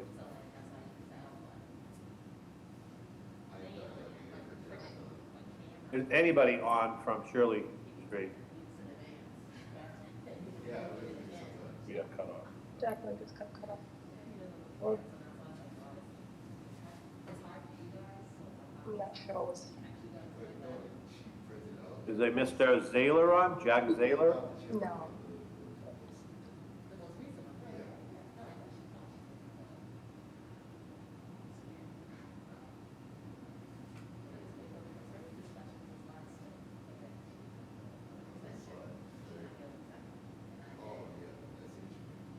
Doesn't look like he is. A motion to deny without prejudice? Let's give it a minute, just so that we know that it's no technical difficulties. Well, Madam Chair, we still have 41 participants on. This is the last case, so unless 41 people are speaking on this one. Yep. Stephanie, do you know the name of the applicant? Did they come off completely? Or-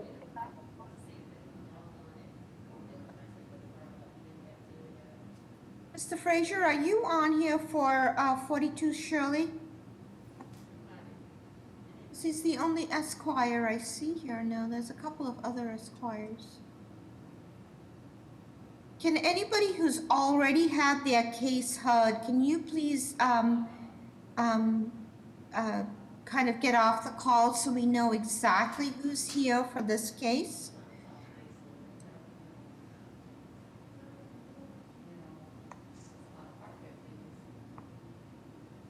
So we're down to 28 people.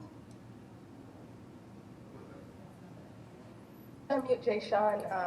Jay Sean, do you know who was supposed to, sorry, you know who was supposed to be on for this? Taking a look now. Or if they've been in, have they been in touch with you up until? No, not for this case. Okay.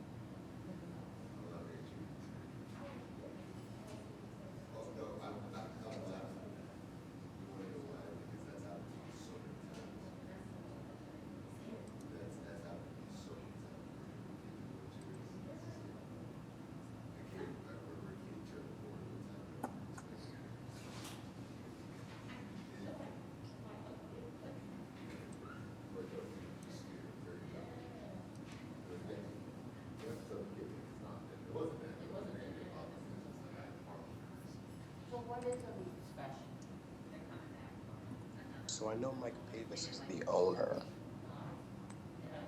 but I don't see him on here.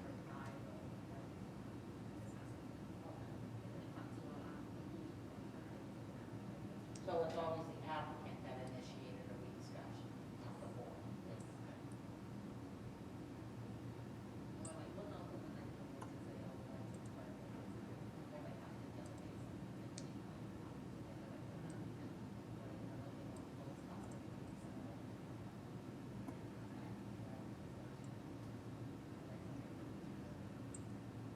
So basically, she should have known that they were supposed to be in